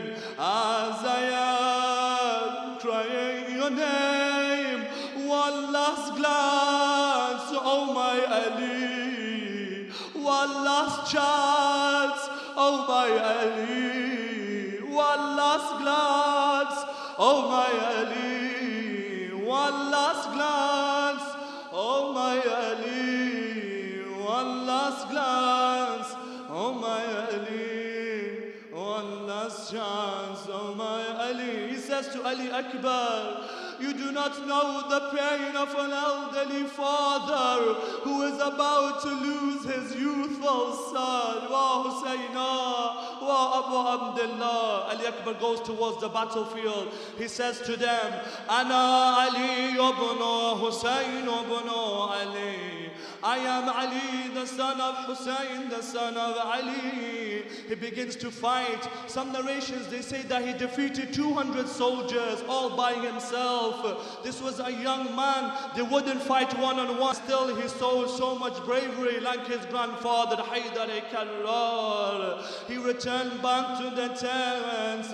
He goes to his father, Abu Abdullah. "Oh, my father, the heaviness of this armor burdens me. The heaviness of this armor makes me thirsty." According to some narrations, according to what some say upon the minbar, they say that Abu Abdullah, in trying to give him some water, he stuck out his tongue. Ali Akbar placed his tongue and he said, "Oh my father, your tongue is more drier than my tongue." Abu Abdullah says to him, "Do not worry, my son. You will soon go to my grandfather Rasulullah and he will quench your thirst." It is apparent now that Abu Abdullah has lost all hopes for his son to return to him. He went back to the battlefield. The enemies surround him, trying to defeat him. One would shoot an arrow, another would get a pole and hit him. But then a Malul picks up a spear and strikes the chest of Ali al-Akbar wa Husayna wa Ghariba. You know what he said? He knew his father was very tired, so he did a call for help. He said, "Alayka minni as-salam ya ibn Rasulallah." "Accept my last salams, O Abu Abdullah." Hussein rushes to his aid. You know, Ali Akbar, he was the light of the eyes of his father. He was the vision of his eyes. They say that he couldn't find Ali Akbar. I don't know whether it was from crying or that the grief was so much, he lost his eyes like Yaqub lost it for Yusuf. But he said, "Ali, call me so that I can find you." Narrations say that when he reached the body of Akbar, he threw himself upon Ali Akbar. He sees that he is hiding something on his chest. He says, "Akbar, remove your hand, remove it." He says, Father, I am afraid you cannot bear this. He knows that he is a father at the end of the day. This is his son. He says, I can bear this, oh my Akbar. He removes the hand. He sees the spear. He grabs onto it and then he cries to Ali and Najaf, oh my father Ali, the one who lifted the gate of Khaybar, come and help your Hussein to lift this spear from my Akbar. Sallallahu alayka ya Mawlai, ya ibna Rasulallah. Sallallahu alayka ya Mawlai, ya Aba Abdullah. Tonight, don't be shy. Weep your tears, brothers and sisters. Remember Aba Abdullah, the azan doesn't finish here. Lament with us so that our lapam reciters can feel the pain that you are feeling. Ya Hussein, Ya Hussein.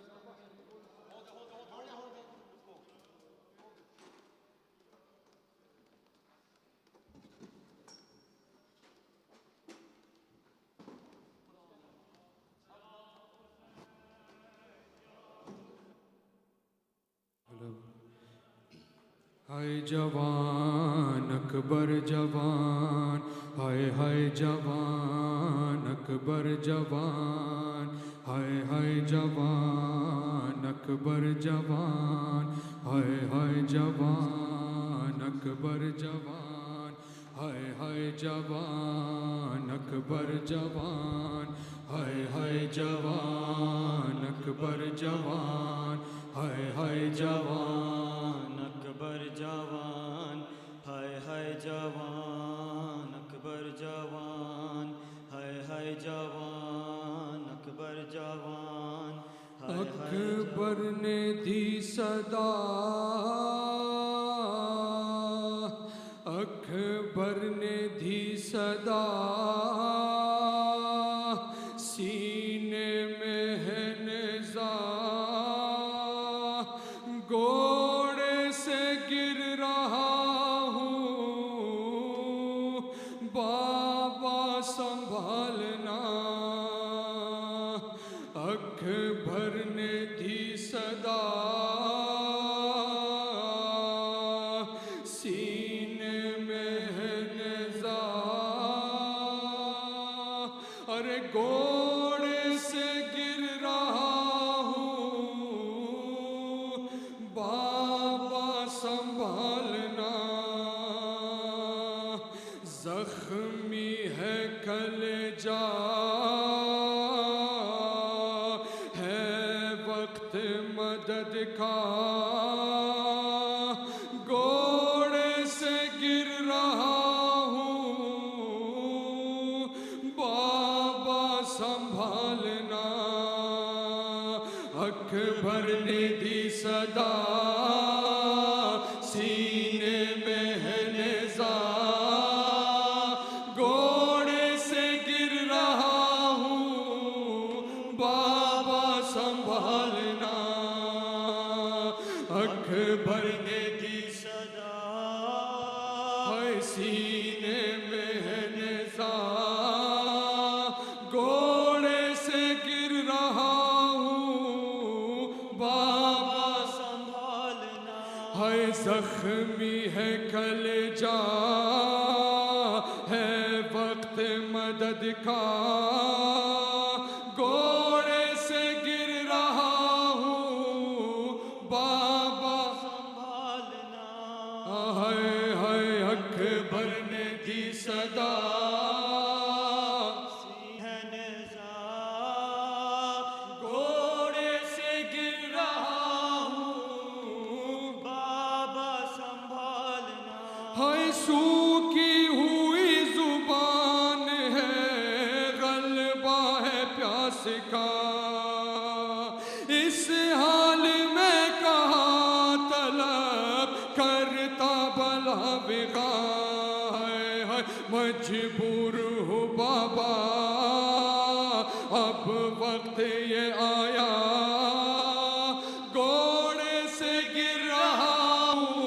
संभालना। अकबर ने दी सदा सीने में है Neza, घोड़े से गिर रहा हूँ बाबा संभालना। है जख्मी है कलेजा, है वक्त मदद का, घोड़े से गिर रहा हूँ बाबा संभालना।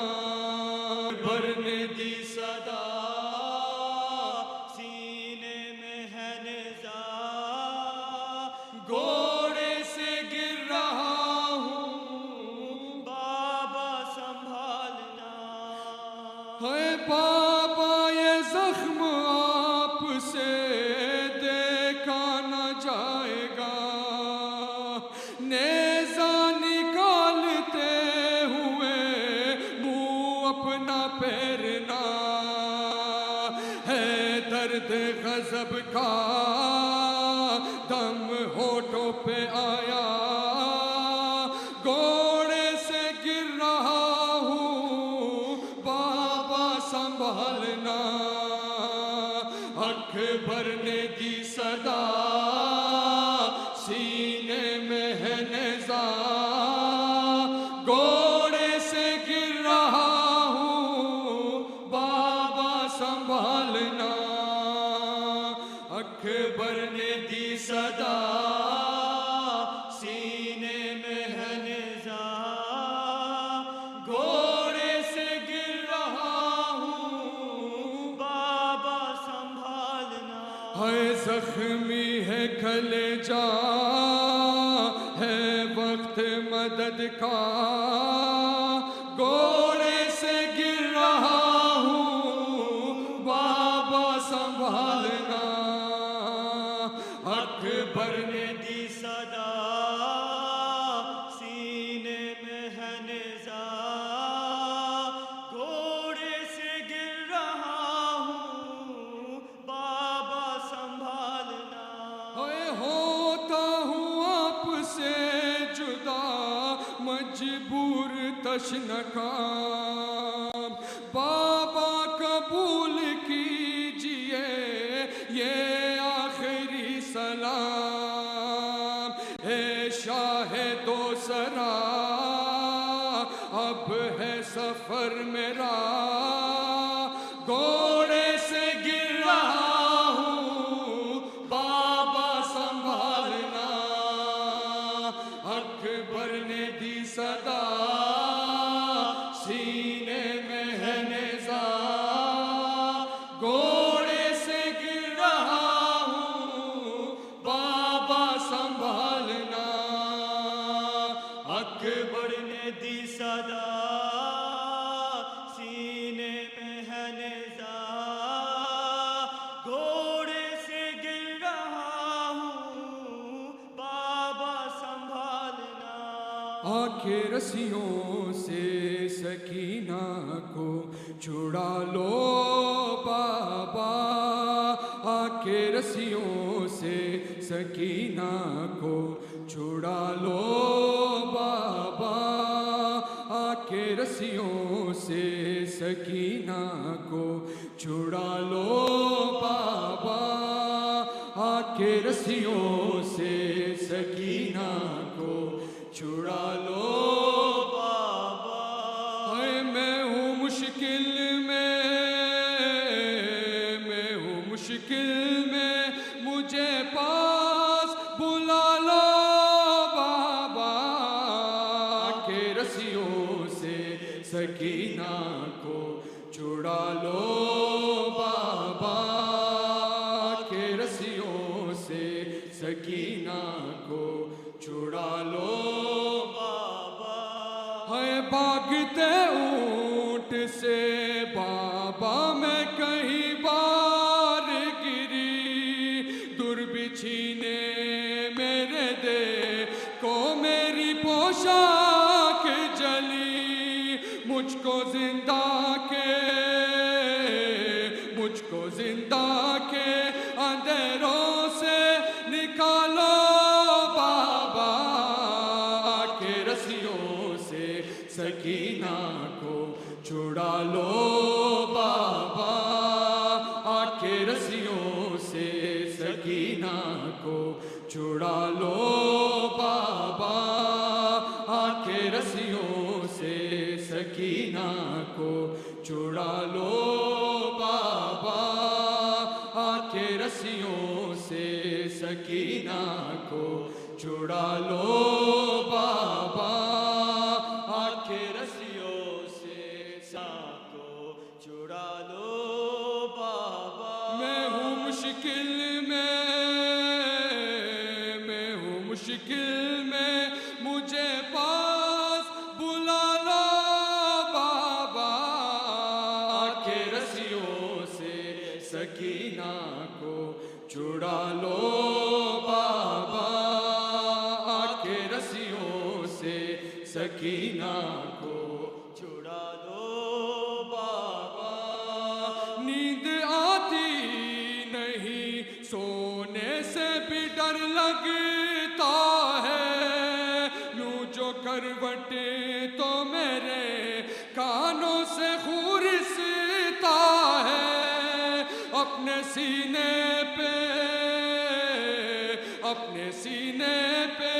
کڑی پل کو سلا لو بابا آ کے رسیوں سے سکینہ کو چھڑا لو بابا نیند آتی نہیں سونے سے بھی ڈر لگتا ہے لوں جو کروٹ تو میرے کانوں سے خورستا ہے اپنے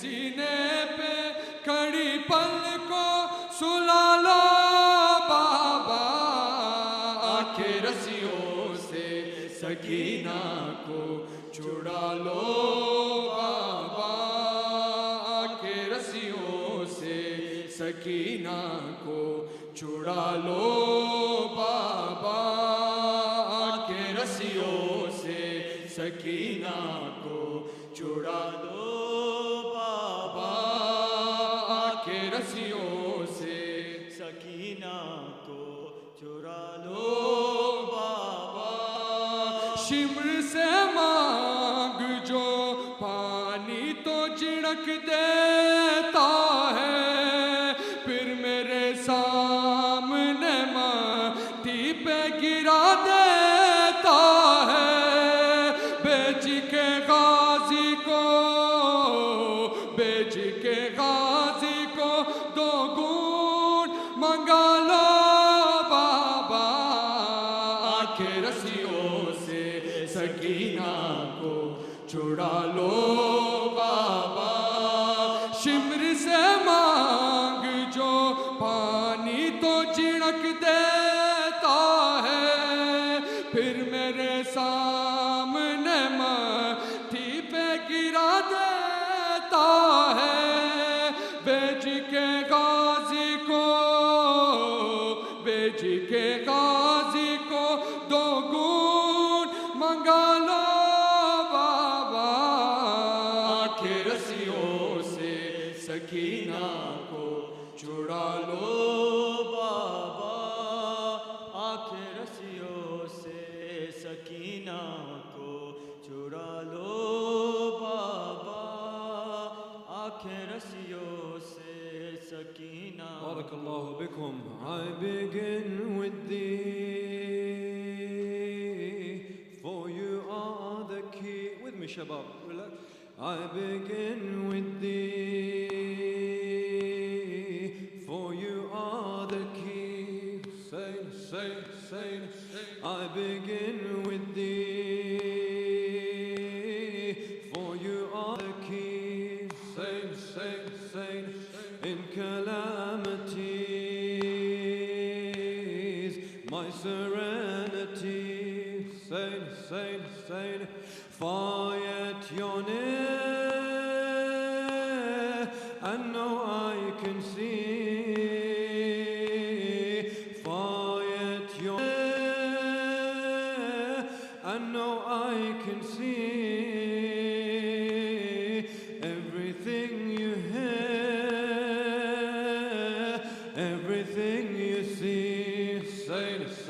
and you made my heart so you know my pain, and you made my heart so you know my pain, but you made Hassan, and you made Saint, and you sent the moon to follow the sun, and you sent the moon to follow the sun. Where are your voices? And you sent the moon to follow the sun, but tonight Zainab is without Saint, and you made the night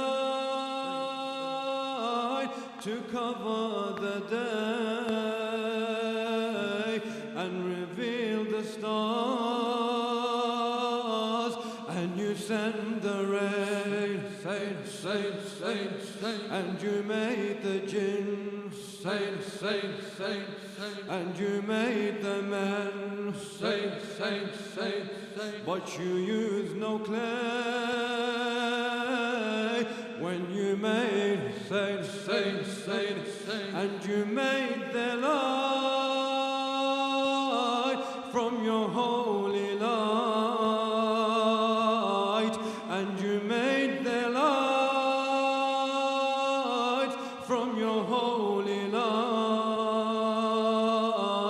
and you made their light from your holy light,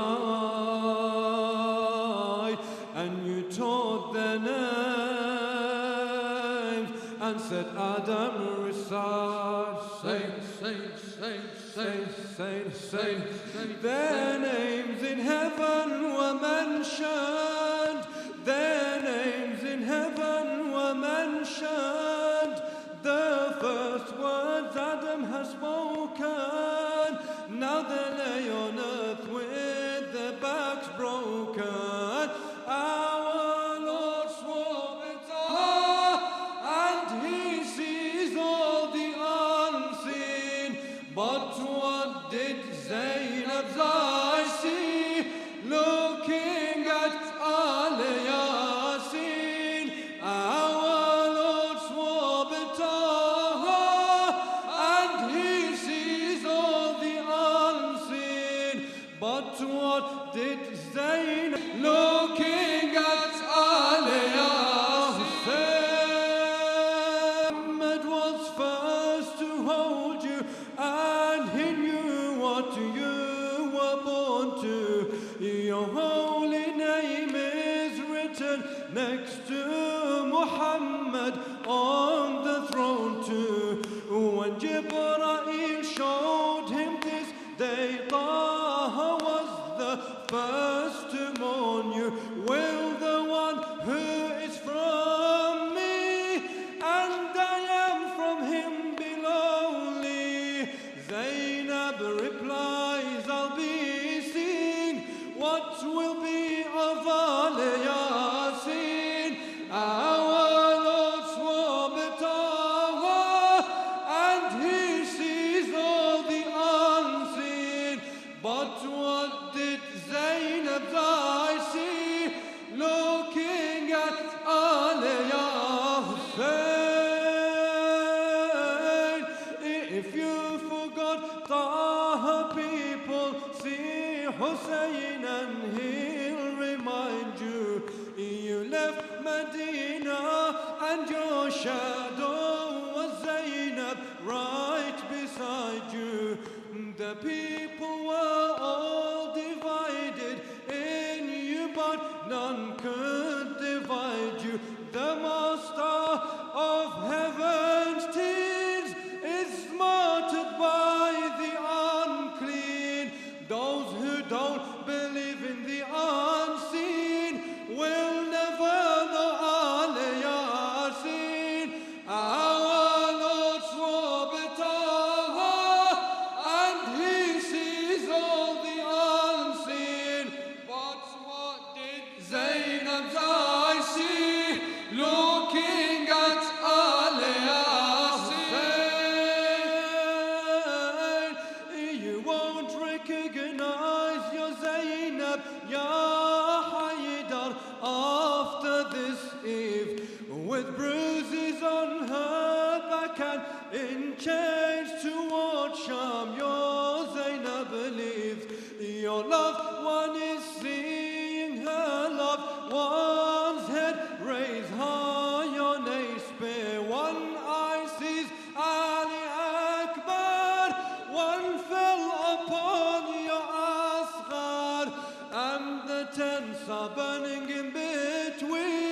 come and see Ali Yasin. Our Lord swore better, and he sees all the unseen. But what did Zainab's eyes see, looking at Ali? The rising sun rose feeling shy. Today the clouds began to cry.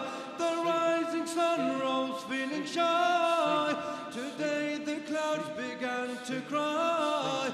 Blood is the tear that leaves their eyes. What else can descend from the skies? While Hussein is about to bleed, with a few men he faced Yazid, defending his grandfather's name. Yazid has dared to face Hussein. Hussein, Moy, Moy, Moy, Hussein, Moy, Moy, Moy. The best has stood against the worst. Hussein, the best has stood against the worst. The best has stood against the worst. The blessed has stood against the curse. Saying the last has dared to face the first. The water stood against the thirst.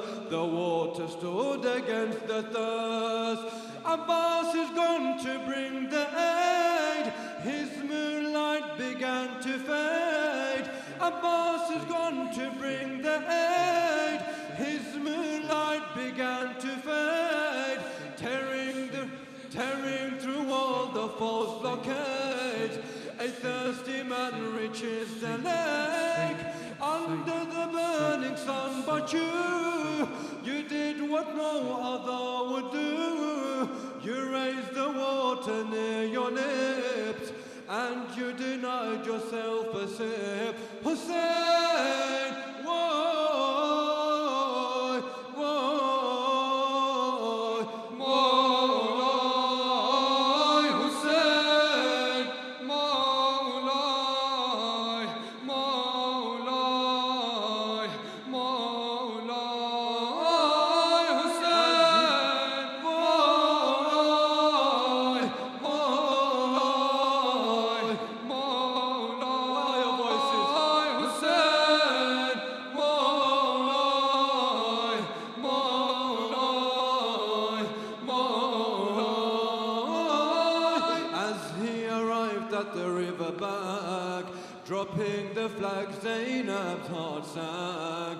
As he arrived at the river bank, dropping the flag, Zainab's heart sank. And in between the lake and tent, Abbas, you'll soon make her lament, ripping through them like you were a tank.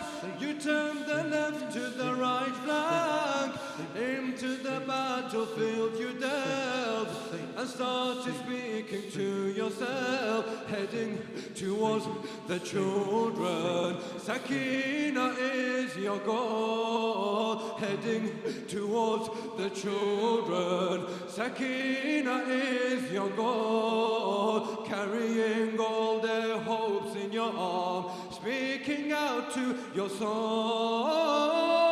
I am Abbas, son of Ali. I am the death in this valley. I am Abbas, son of Ali. I am the death in this valley. I am Abbas, son of Ali. I am the death in this valley. Within my left is Mikael, and in my right is Israel. Blood has never flown through my veins, only the love for my Hussein. Blood has never flown through my veins, only the love for my Hussein. And now the love I have will drain, as it will be spilt on the plain. Hussein, Mawlai, Mawlai, Mawlai, Hussein, Mawlai.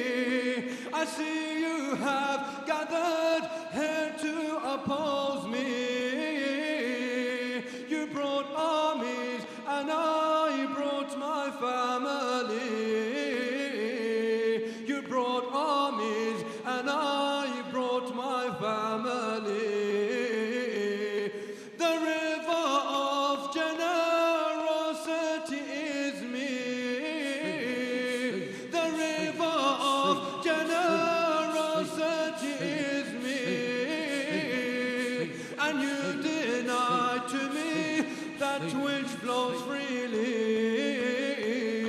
and you deny to me that which flows freely. I won't give in till the blood from me will all spill. I will summon al-Akbar and al-Fal. Abu Fadil, Abu Fadil, al-Fal.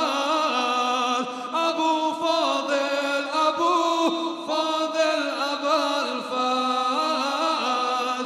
Abu Fadil, Abu Fadil, al-Fal. Abu Fadil, Abu Fadil, al-Fal. Abu Fadil, Abu Fadil, said, hey, Abu Fadil, Abu Fadil, al-Fal. Abu Fadil, Abu Fadil, al-Fal. Abu Fadil, Abu Fadil, al-Fal.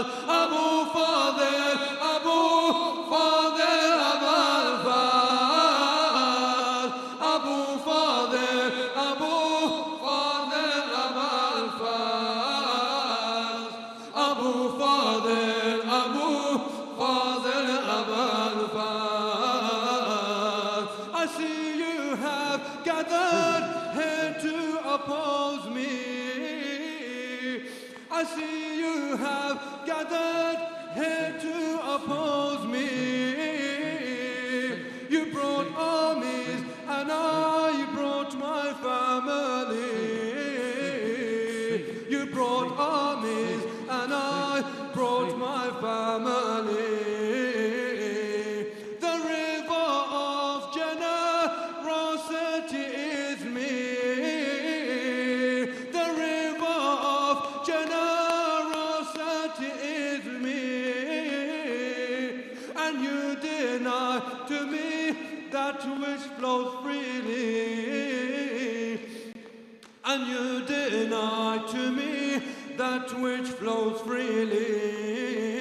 I won't give in till the blood from me will all spill. I will summon al-Akbar and al-Fal. Abu Fadil, Abu Fadil, al-Fal.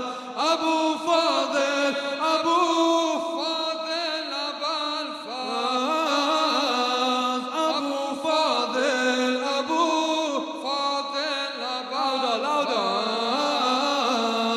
Abu Fadil, Abu Fadil. These are the last nights, don't be shy. Abu Fadil, Abu Fadil, al-Fal. Abu Fadil, Abu Fadil, al-Fal. Abu Fadil, Abu Fadil, al-Fal. رغايا رغايا رغايا رغايا رغايا حسين باي حسين باي حسين باي حسين باي حسين باي حسين باي حسين باي حسين باي. صلوا على محمد وآل محمد.